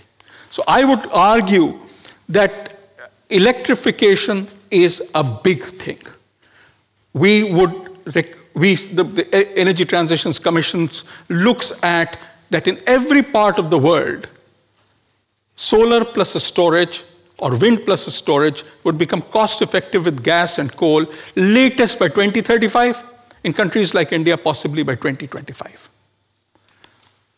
As this happens, you and I move to using more and more of electricity, whether it is for heating our homes, whether it is for running our cars, whether it is for making sure that the cooking that we do is based also on electricity.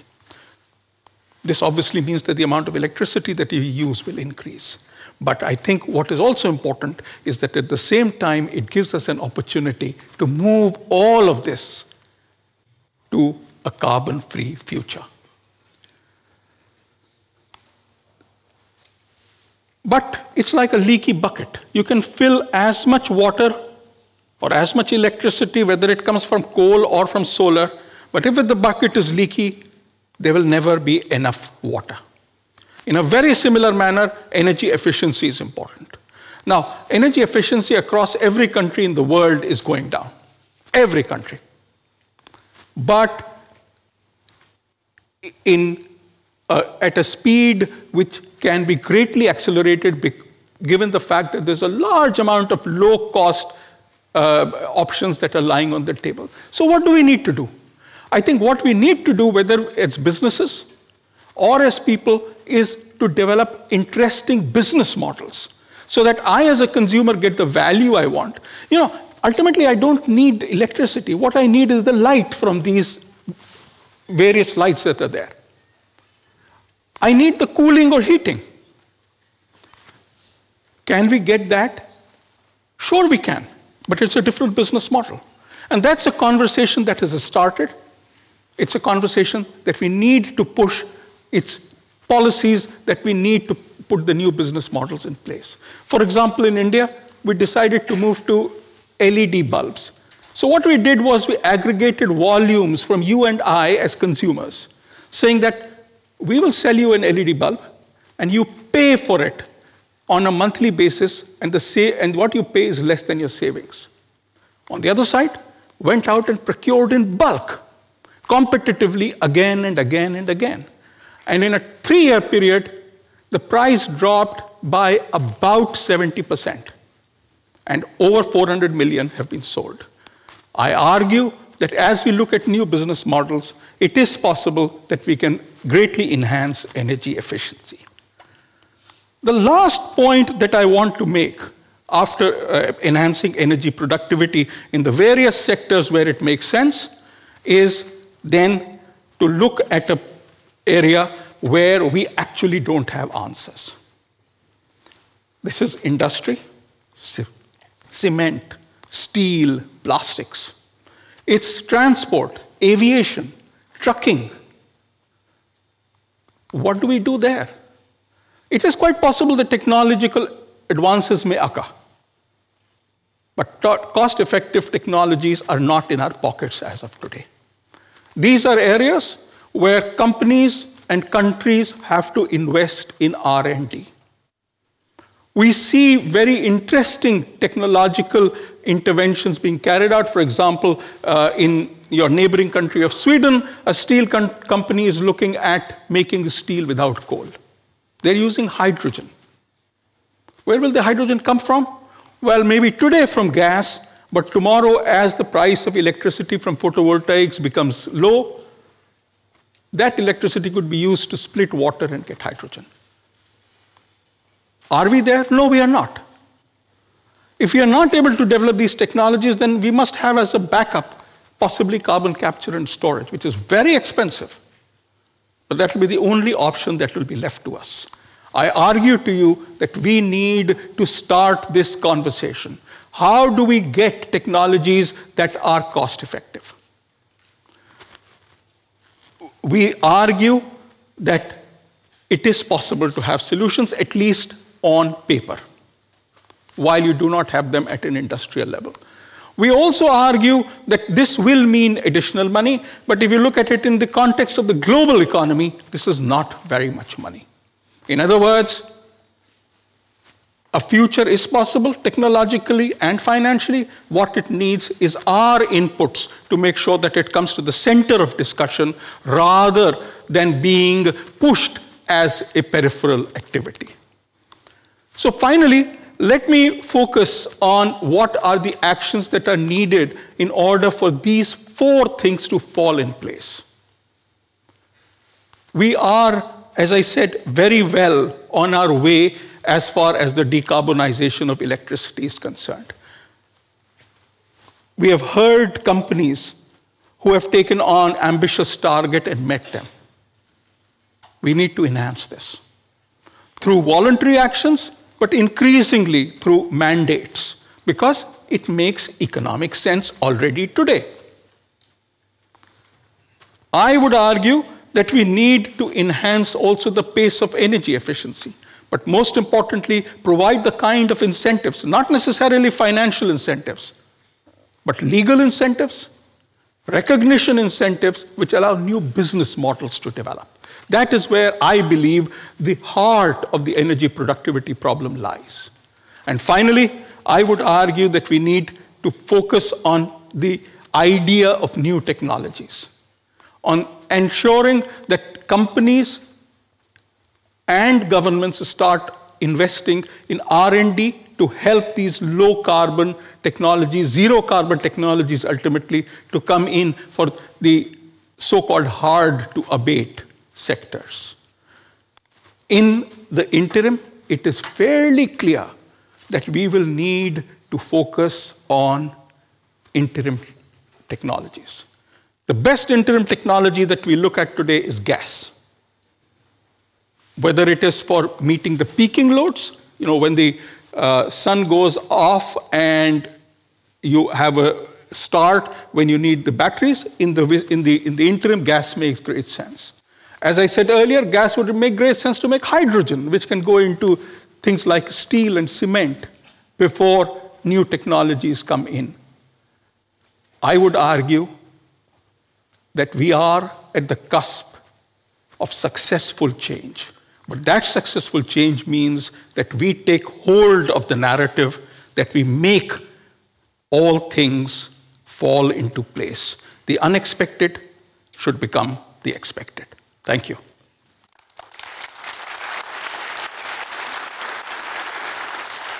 It's really interesting. I wanted to ask you, before I throw it open to the audience, wanted to ask you, I saw a statistic which I thought was deeply disturbing. And we talk about the decarbonization in electricity, but this was about almost 40% of electricity consumption still is produced from coal. Mm-hmm. And this was the figure in 1995, 20 years, the Paris Agreement and all the rest of it. So coal is still king. Yeah. And in India and China, coal is probably emperor. So how does one deal with this whole issue of carbon emissions from coal? Anita, the answer is to make coal economically obsolete. And it's something which I believe is on the way. The day that electricity from renewables and storage becomes cheaper than the electricity from coal, that's when all new electricity generation will come from renewables. We have been waiting for this technological transition to happen. I believe it is within reach. Any questions from the audience? No? No questions? Then I have to ask you a question on carbon imperialism. Because, we've had Indian leaders, say this, that the West could pollute and, emit carbon during their industrial progress, but now when it comes to the developing countries' turn, they are told that they cannot emit carbon, and whatever it is, coal is cheap, and it is, it is the cheapest fuel, and so on and so forth. So why shouldn't we be allowed to progress? And this kind of demand from the Western countries to curtail carbon reductions, emissions, is carbon imperialism. What is your counter to that? Oh, I think the answer is, again, fairly straightforward. We will move away from carbon. We will leave carbon in the ground because it's too expensive to mine it, to use it, and to produce as electricity. The day we are able to do, the day electricity from solar becomes cheaper, the entire idea, the entire critique of carbon imperialism will disappear. It is, in a sense, a development problem, because at the heart of all development strategies is you would like to provide, for example, energy to everybody at a price that they're willing and able to pay. And the day it is from zero carbon sources, we forget coal. or make carbon a friend, right? Love carbon and make it as a resource. May I request Helena, please, to present Ajay with a token of appreciation, which is actually a wonderful book. Thank you so much.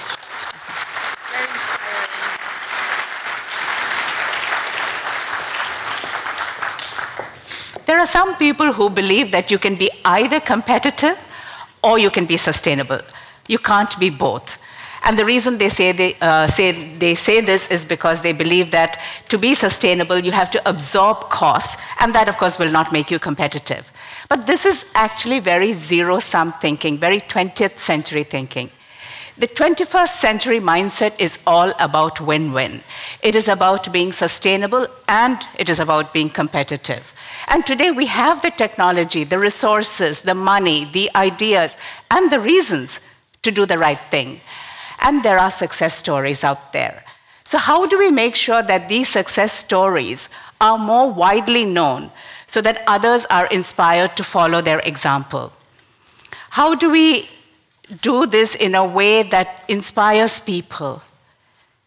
The best way is that ageless process of people thinking together in conversation.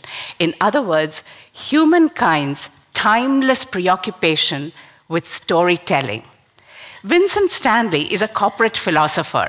Now that sounds like a contradiction in terms, but hey, this is the 21st century. You can be corporate and you can be philosopher.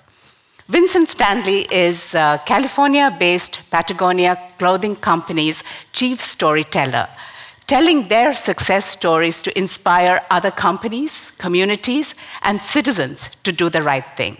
Vincent Stanley.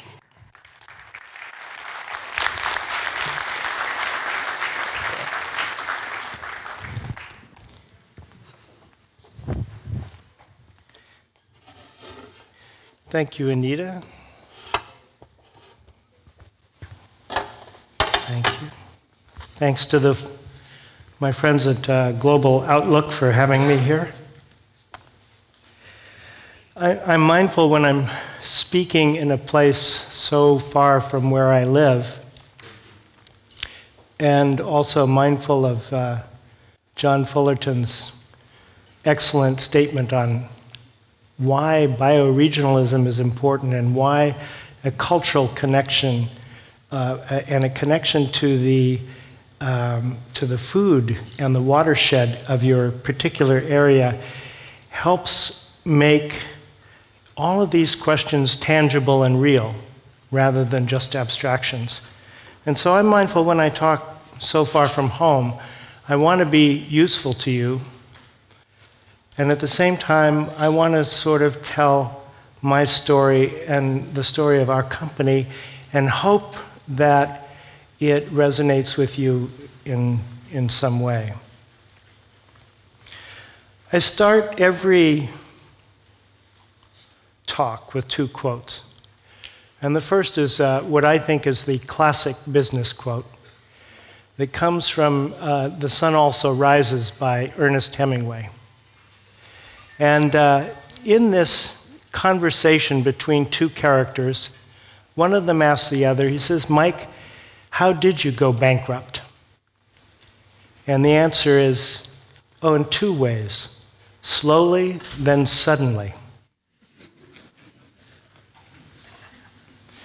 And the second quote comes from Aldo Leopold, who was the first great American land conservationist. And he said, "A thing is right when it tends to support the integrity, stability, and beauty of the biotic community." And by biotic community, he means everything. He means the soil, he means the plants, he means the animals, and he also means the human being.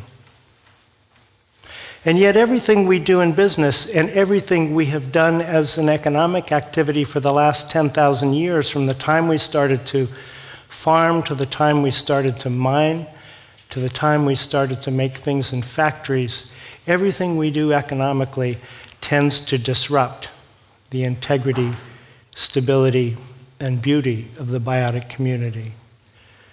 So I think what you're hearing about today from the various speakers are the attempts to actually bring that in line, to start to create not just an economy, but also a way of living that allows, that fully supports life on the planet. I think for us at Patagonia, I have to say, we started out as a very young group of people. I've been with the company on and off for 45 years. And we started as a group of mountain climbers and surfers. We weren't yet in the clothing business. And I think one of the things that put Patagonia on its eventual direction, which we would never have been able to identify in 1973, was the fact that we were started by climbers and surfers. And that what people shared, there was this extraordinary sense that when you get a few kilometers from the road, that your relationship to the world changes absolutely. That everything all of a sudden is more beautiful. You are much more vulnerable than you are walking down the street in Oslo or Santa Barbara, California. And at the same time, you're more self-reliant and you're more aware. And for the surfer, I think you have the same feeling when you're just 10 feet from the shore and you're playing with the power of the wind and the waves. And what the people at Patagonia shared was this sense of wildness, of the wild world that underlies the human and the social world. And when you've had this experience, it's very difficult to share it with someone who hasn't had it, but when you do run into someone who's had that experience, it becomes a common bond. And I would argue that almost everything that we've done comes out of that sense of shared love of the wild rather than what came to us through the business world. What came to us through our experience of business were the discoveries of where we were in conflict with supporting the wild world, where we were in conflict with supporting the integrity, stability, and beauty of the biotic community. And the first example of this came, again, before we started making clothing. We were making climbing equipment, and we made something called pitons, which are iron spikes that climbers drive into the rock to support themselves in the event of a fall. It was the mainstay of our business. 70% of our business was pitons. And what we discovered, to our horror, is that as climbing became more popular and more of these iron spikes were hammered into the familiar routes that climbers used, is that these spikes were actually expanding the cracks. And so for the owner of the company, Yvon Chenard, he's looking at this and his partner, and they're saying not only, the way we make our living is destroying the sport we love, and it's desecrating the rock. And so they started to look at alternatives, and there were alternatives because British climbers used these aluminum or steel, we call them chalks, that were just little nuts, and you would put them on the end of a wire and you would twist that into a crack, and it would hold under weight. And the challenge for us as a business is it was extraordinarily expensive for this tiny little company to do the tools and dyes necessary to make a full range of chalks. But more than that, it was psychological. That American climbers were used to this reassuring feel of hammering a piece of hard steel into granite. And then we were asking them to put this dainty little piece of aluminum and expect that would hold them. And no one had any full understanding of what the problem really was. So the decision the company made was to actually make the investment, but also to come out with a catalog that was part manifesto and part user's manual that explained to climbers why they should switch from pitons to chalks, and then why how to use them. So as a result of this, I came to work at the company in March of 1973. The catalog had gone out in June of 1972. When the catalog went out, 70% of the business was pitons, and when I came to work 9 months later, 70% of the business was chalks.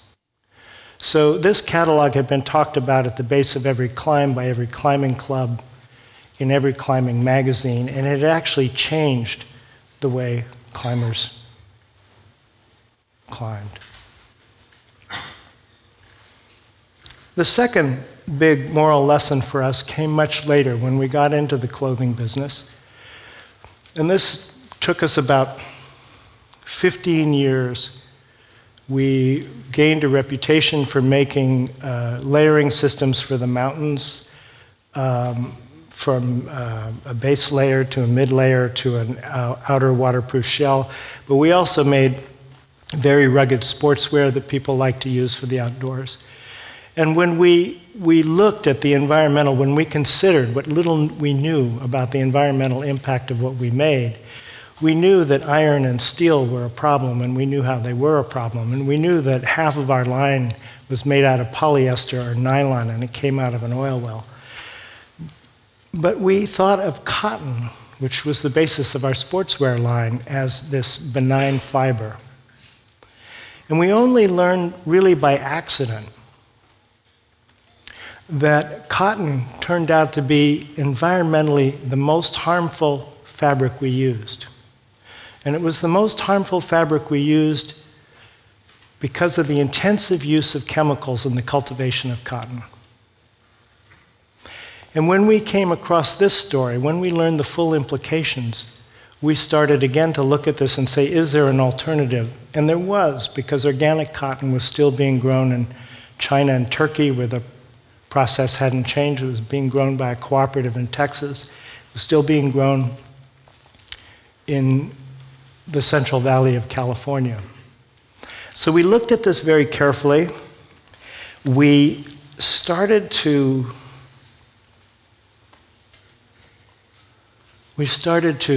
go through the change. We ordered the cotton directly from farmers. And when we ordered the cotton directly from organic farmers, we broke our connection to the global supply chain. And when we broke that connection, we suddenly had to learn how to make a shirt. We had to learn what were the processes involved, because we had to go to the spinners that the factory would have gone to, the spinners who make the fiber into yarn, and say, we want you to clean your machines before and after you use this cotton. And they would say to us, we hate organic cotton. We don't want to touch it because from the aphids it becomes too sticky and it gums up our machines. So when we started to go through this process, we also started to have troubles internally. We started to have an internal revolt. And at Patagonia, an internal revolt is a fairly gentle one. But still, our designers and our production people were saying, listen, I've got to do everything I had to do last year. I have to design, color, spec the clothes. I've got to go to the trade shows and the major customers. And at the same time, you're asking me to find an entire new infrastructure for cotton sportswear. And at the same time, you're reducing the number of styles I can make. And at the same time, you're asking the consumer to pay $3 to $5 more for each pair of pants, shorts, and shirt we make. So why are we the martyrs? Why are we the crazy ones? Why are we doing this? And what we did in response was to take our employees, production, and our designers, but also everybody in the company, because we wanted people to understand why we were making this change. And so we wanted our accountants to understand. We wanted the people who worked in our child care center. So we take people 40 at a time to the buses in the Central Valley, and you'd start to go through the conventional cotton fields. One of the first thing you'd notice was the smell, because the organophosphates that are used as fertilizers for conventional cotton were developed as nerve gases for World War I. And the air in that over those fields smells that way. The buses would pass settlement ponds where the water would flow out from the fields, and because the San Joaquin Valley doesn't drain, it would go into these ponds that had so much selenium in them that the farmers would actually hire hunters to fire guns off into the air to prevent birds from landing on the pond because they would die. You became aware on these trips that if you dug your hand in soil that had been chemically treated for cotton, that there was no vegetation, there was no cover crop, there were no worms. It takes worms 3 years to come back after you stop spraying. And we would conclude the tour with a picnic in an organic field, which didn't smell like an outdoor factory, where birds could actually land on the ground, where you could dig your hand in the soil and feel worms and feel the vegetation. And the point is that nobody ever came back from one of these trips saying, I don't want to do this. Everybody came back saying, this is a pain, but this is the right thing to do. And I think this was fundamental and connected back to the pitons.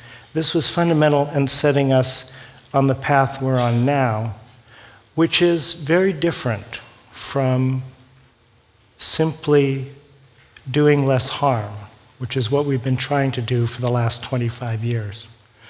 And I'm running low on, I'm out of time, but I'm going to tell one more story. We've started an organic food business.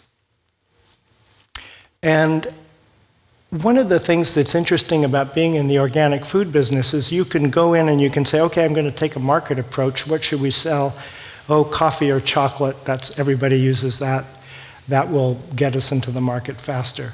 But instead, because I think on the basis of the successes that we've had environmentally in changing the feedstocks or changing the resource base of our products, we look at it more as what kinds of problems can we solve? Wes Jackson is this wonderful man who has worked for 50 years to try and save the Great Plains.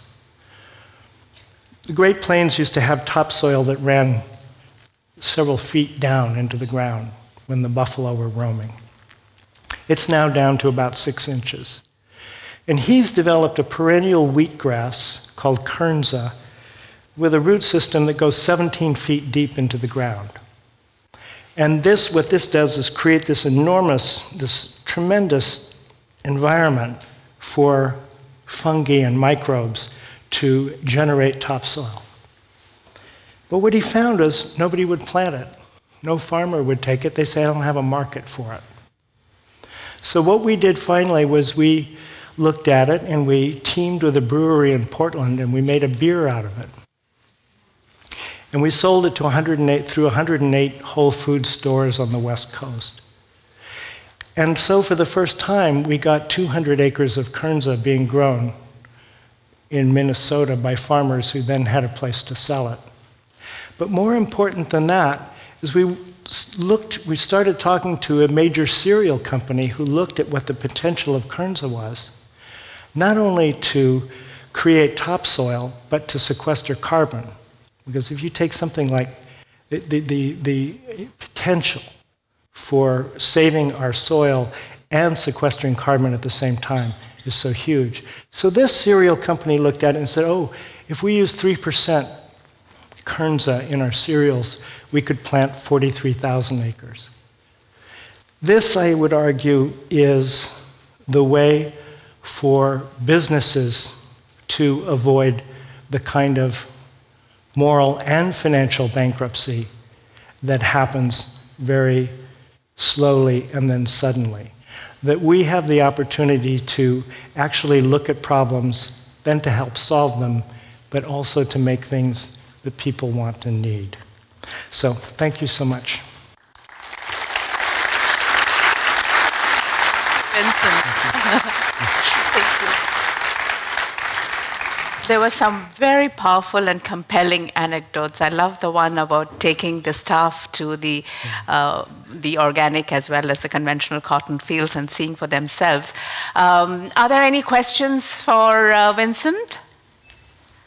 I wanted to ask you one question. I mean, it's, employees, when they see for themselves the havoc caused by their activities, then of course they are converts. Right. But it all starts with enlightened leaders at the top, at the CEO level, and how to bring about that kind of change among the management level or the senior level, so that we can get those companies to go towards a more sustainable path. I would argue in our case we had an enlightened owner, but we also, and partly because we were so young when we started out, that we had a very collegial style of decision making, and that we were so involved in this environmental activity from the beginning that became the style of the company.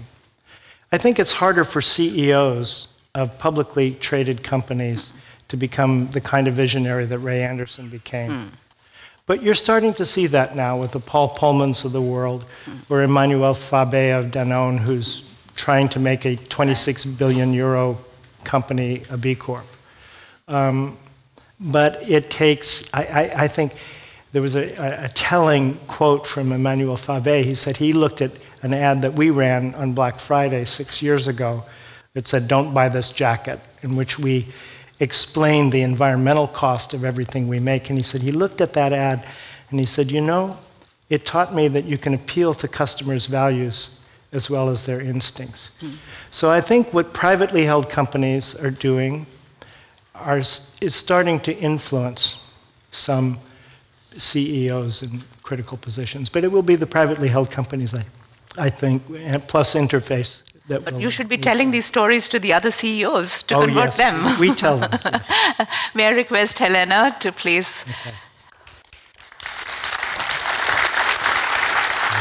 But don't go away. Okay. Thanks. Thank you. But don't go away, Vincent. May I request the other speakers to please come on stage so that we can have some more question and answers? Come, please.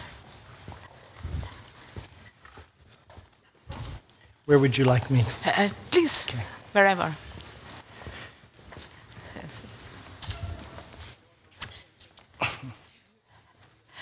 Thank you all for your wonderful presentations, and I hope there will be some question and answers going forward.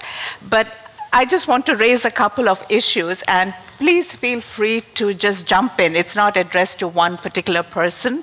Sometimes it's drawn from one of your presentations, but this is a time for everyone to, the cross-sectoral viewpoints, right? Very good. My first question is actually with regard to regulation and the importance, the promise and the perils of regulation. And Vincent, I remember you talked about how in California you lobbied governments to have some kind of regulation when it came to having a circular economy. And at the same time, there are others, especially in the private sector, who would say that, oh, no, we don't want regulation, we know what to do. So how do you balance this? And if you could start with you, Vincent, on this one, to just tell us how you went about this regulation, why was it important? And then if I could ask the others about what you think about regulation, the role of regulation in bringing about positive change. Right. It's interesting, in the apparel industry has been lightly regulated because it's not considered a big industry. And we helped to start an organization called Sustainable Apparel Coalition 11 years ago, or 7 years ago, that now has its members make more than half of all the clothing and the footwear sold on the planet. And this is a voluntary organization, but this organization hopes for regulations in order to keep its mission on track beyond the life of the present board. But there's almost no interest in this in the United States, so our hope is to get the regulations in the European Union. But even that is becoming harder now as the idea of Europe has become more fragmented here. I would argue that the role of governments is really about accelerating this positive change. I think companies can make the difference, as I made this case, but it's really about the acceleration. And for example, AJ and I talked earlier today about the tech shift that actually would be able, which is required to steer this positive change. For example, a tech shift from resources, from labor to resources. There are a lot of organizations advocating for that. And we only invented our tax system 200 years ago. And mind you, if we talk about the fossil industry, that's also heavily subsidized. So there are a lot of things governments can do in steering things in the right direction, from my perspective. One caveat is you're doing this wonderful program with making carpet out of ghost nets. A lot of the innovations, all of those will take years to become regulated, because by the time they come to the attention of governments, businesses will have been working on this for a long time. We shouldn't wait for governments, for sure not.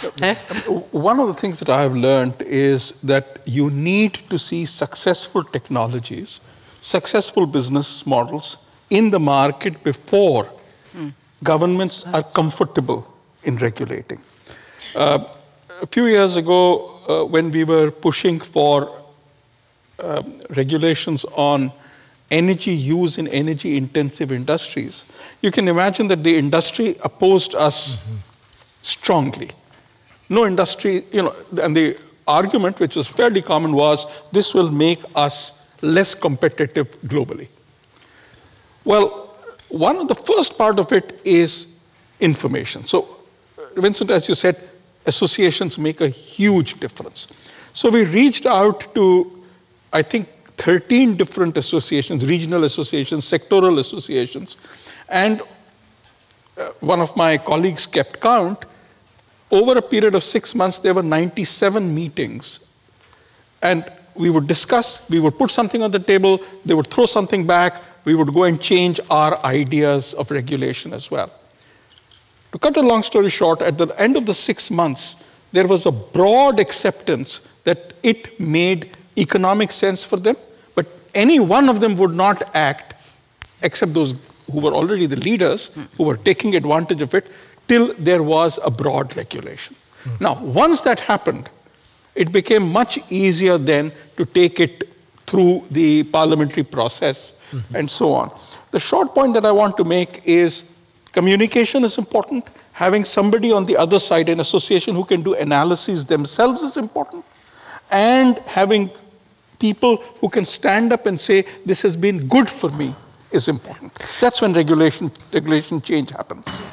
And another thing, sorry, to tap into that, is really that it's crucial I think for governments, if they want to build upon regulation, to go for radical product transparency. A lot of things we even don't know what's in the products or what the impact is.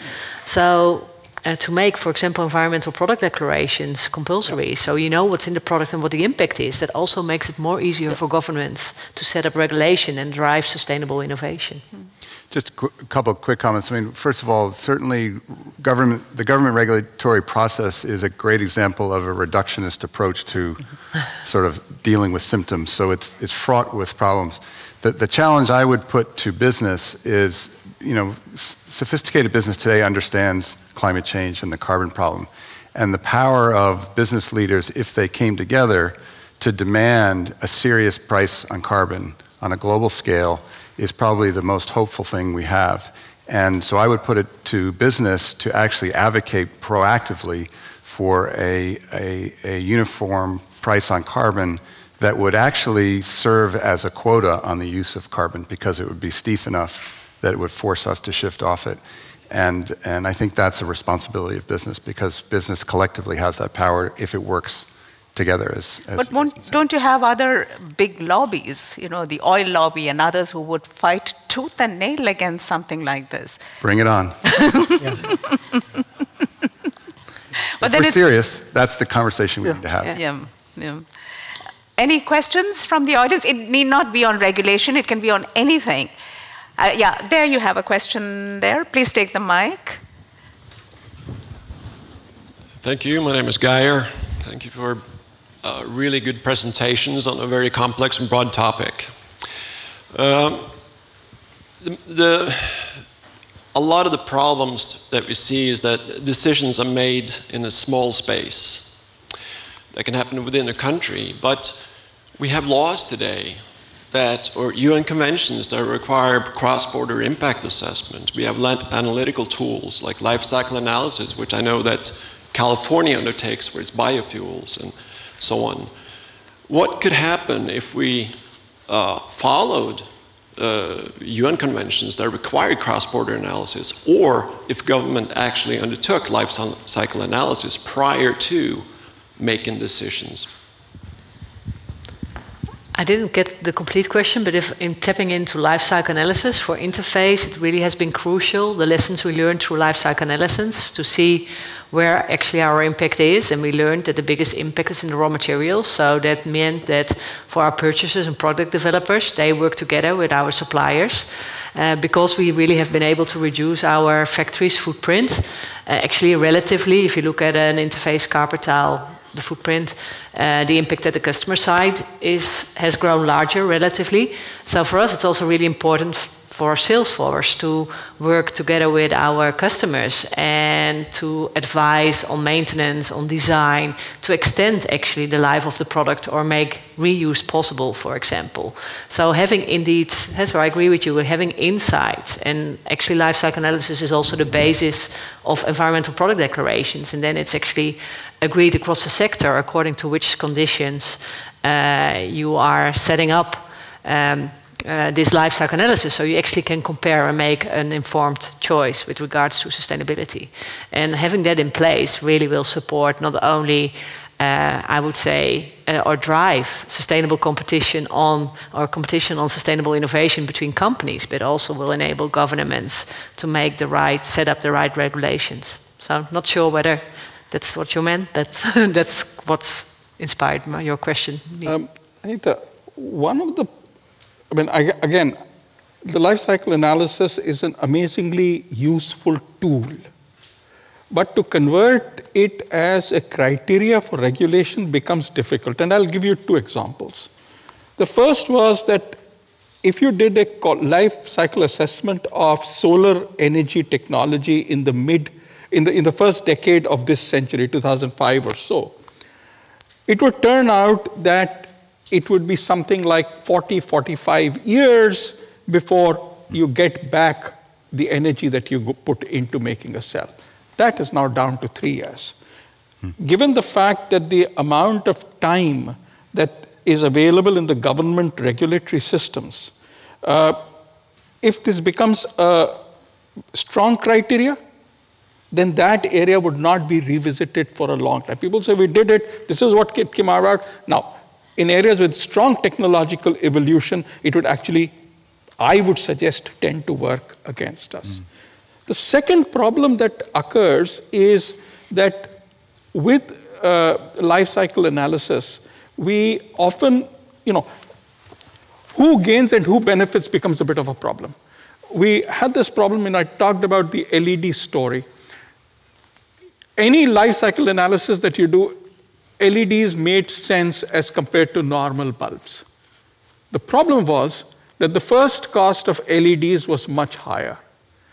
And therefore, the political problem or the policy problem was, how do you have a business model in which a relatively poorer consumer could still pay for what came out of the LCA analysis? Short point, yes, it's a strong tool. Longer point, I don't think I'd like to use it as a regulatory criteria. However, on company level, I think it's very useful. And at the same time, I would say what I have against LCA, or not against, but what could be improved, is that it's only look at the environmental impact and not includes the social dimension yet. And that's luckily being worked on.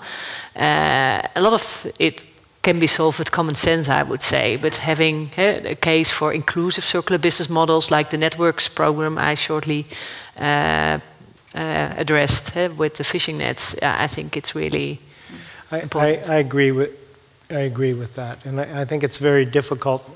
We don't have the tools right now to evaluate environmental performance in the social context. We're working, Patagonia is working with Dr. Bronners and Rodale on a regenerative organic agricultural standard.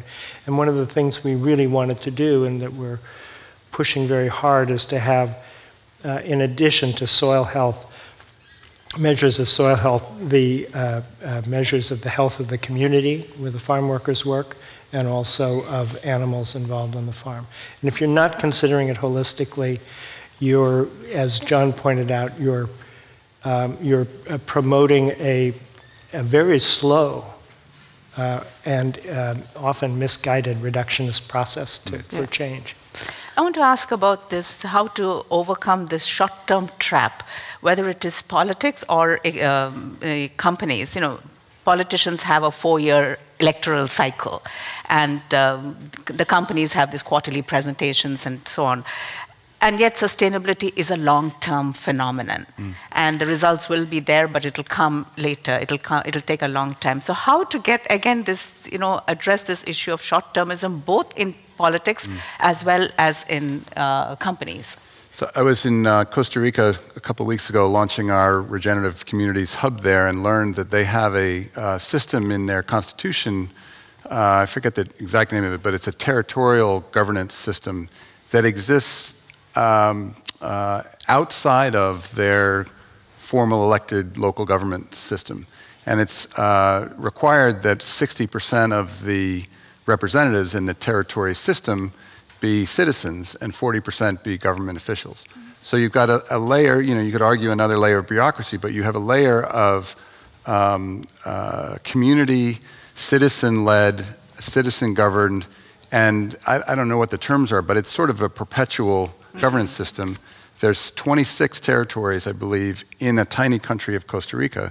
So you have a voice at the table that's influencing both business and government leaders that actually has a long-term perspective. So some ideas like that. Is that institutionalized? It's in the Constitution. Oh, okay. Yeah. I actually believe, I think there is falsely this idea that it's sustainability only pays in the long run. I think that the sustainability is the smartest way to do business and to make decisions, for sure.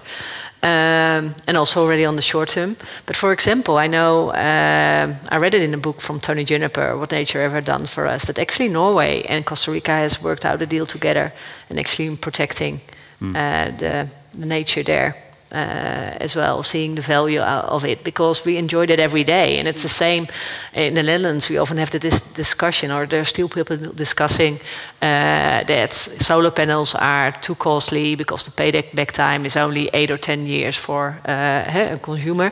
But then you start saving money. If you have the money in the bank, you will get more by saving on your energy bill than that you put it on the bank and interest. So, you know, the business case is there, but often one way or another we say that we are very financially driven, but actually the logic, we don't follow that logic as strict as we think we do.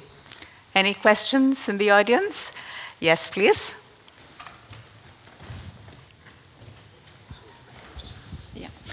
Thank you so much. I really believe in the difficult conversations, and this might be a dance for democracy, but we're certainly, a lot of us, speaking to the same parties.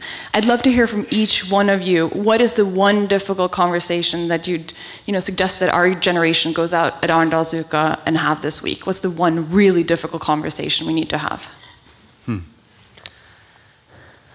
While you think about it, let me take the other question. Yes. It seems to me, John, I really liked your regenerative era component there, but it seems like all of you guys are living that narrative, and it seems more and more that narrative is taking a dominance. What do you think about the future of that? Because it really struck me, that holistic sense of way of living and how to find that narrative. So for the question is, you're living the narrative, but how do we move the narrative to other people? Yeah. Okay, John. Well, this panel was very carefully curated, so it led to perhaps a more of an acceptance than exists. I don't think this happens by people like us going to Davos and making speeches. I think this is happening at a grassroots level. It's already happening. We've been documenting. Vincent, coincidentally, Vincent's on our board, and he's been helping us with our own storytelling. And we've documented, I think, 55 projects that are, if looked at through the regenerative lens, are regenerative initiatives that are typically at a fairly small scale, but that are happening all around the world. So it's already happening. And what I believe will cause the change is sort of this shift, like when the Berlin Wall came down, where no one expected it, and then suddenly it happened. And so for me, the strategy is scale out these regenerative place-based initiatives, and it becomes inevitable as the pressures increase, and they're increasing, that forces systems to change. That's how living systems change. And so, I think we can all do better to cultivate these, what seem like irrelevant small-scale solutions, and then connect them together so the learning happens, and then suddenly the impossible becomes the inevitable. Yeah. But I don't think it happens by a speech at Davos where all of a sudden the leaders of the world decide to do stuff. I just learned a new word, scale out, because I always, I'm a little bit reluctant about the word scaling up, because I think it's overestimated. And actually that's also what came out of the solutions which I pointed out on reversing climate change in Project Drawdown. They found that actually the success of those solutions are happening on a far more smaller scale than they ever would have expected. Absolutely. More even, not even on city level, but on neighborhood level, for example. And it's exactly as John just explained. Then, all those place-based initiatives, actually on a quite small scale, actually will it's the emergence. Make the change in the end. And it's the same with all those climate solutions. If you look at them, they all are tapping in or actually generating solutions that actually will support realization of the sustainable development goals. So it's this end. And I think that's what sustainability brings us. It brings us this holistic approach needed to really create a climate fit for life. So going to the earlier question about the difficult conversation, can we start with you, Vincent? Yeah.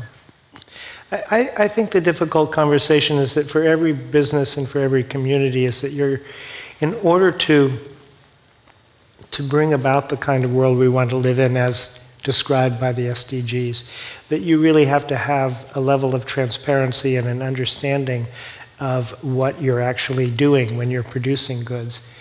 You mentioned, for Patagonia, 80% of our impact is in fabric alone. And of course, in the United States, in our headquarters in Ventura, we're not seeing fabric because that's all made in Asia. So I think the challenge for people who are young and you're starting off on a career that 45 years from now, when the world is 10 billion people, and you're going to have to deal with the question of climate change, you're going to have to deal with the question of biodiversity, you're going to have to stop letting fertilizers run into rivers, all of that. But every activity that you're engaged in, every business is going to have to understand the full impact of its actions and to change them. And that's huge. Ajay? I would suggest that, following up on the discussion here, the challenge is we do have 1, 2, 3, 4 successful models which look at sustainability, which look at long-term value of what is being created. The challenge, I believe, has always been how do you ensure that this grows and grows fast enough? The conversation that I think is important is how do we make you and I as consumers, the manufacturers and the policymakers act at the right time. If you do it too soon, consumers will say you're adding to my cost.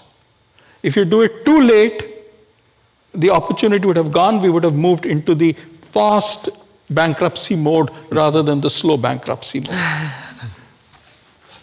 This is not always easy. However, each country has an adequate number of successful solutions that they have done.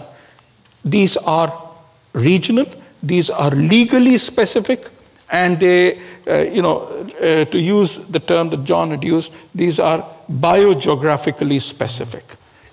But it's conversations we need to have. Right. And this biogeographic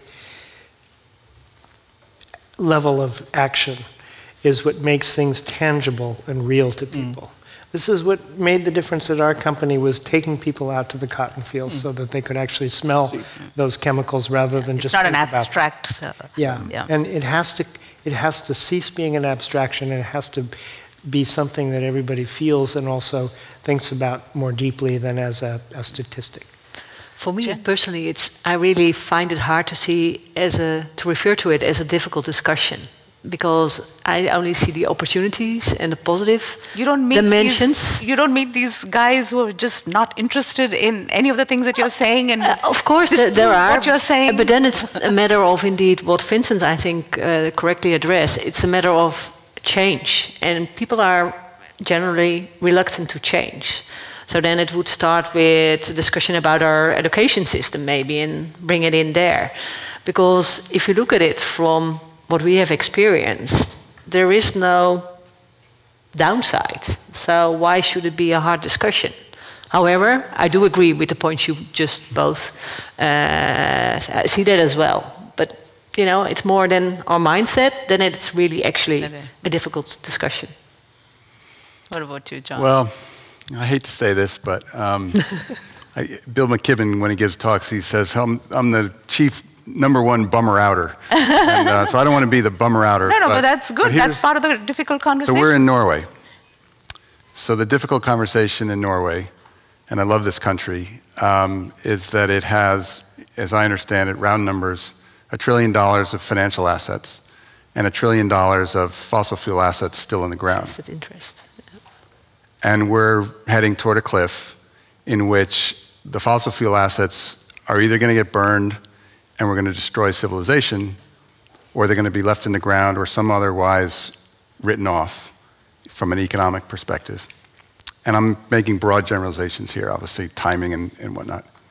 And we're living in a world where our financial markets are valued on the presumption of exponential growth forever.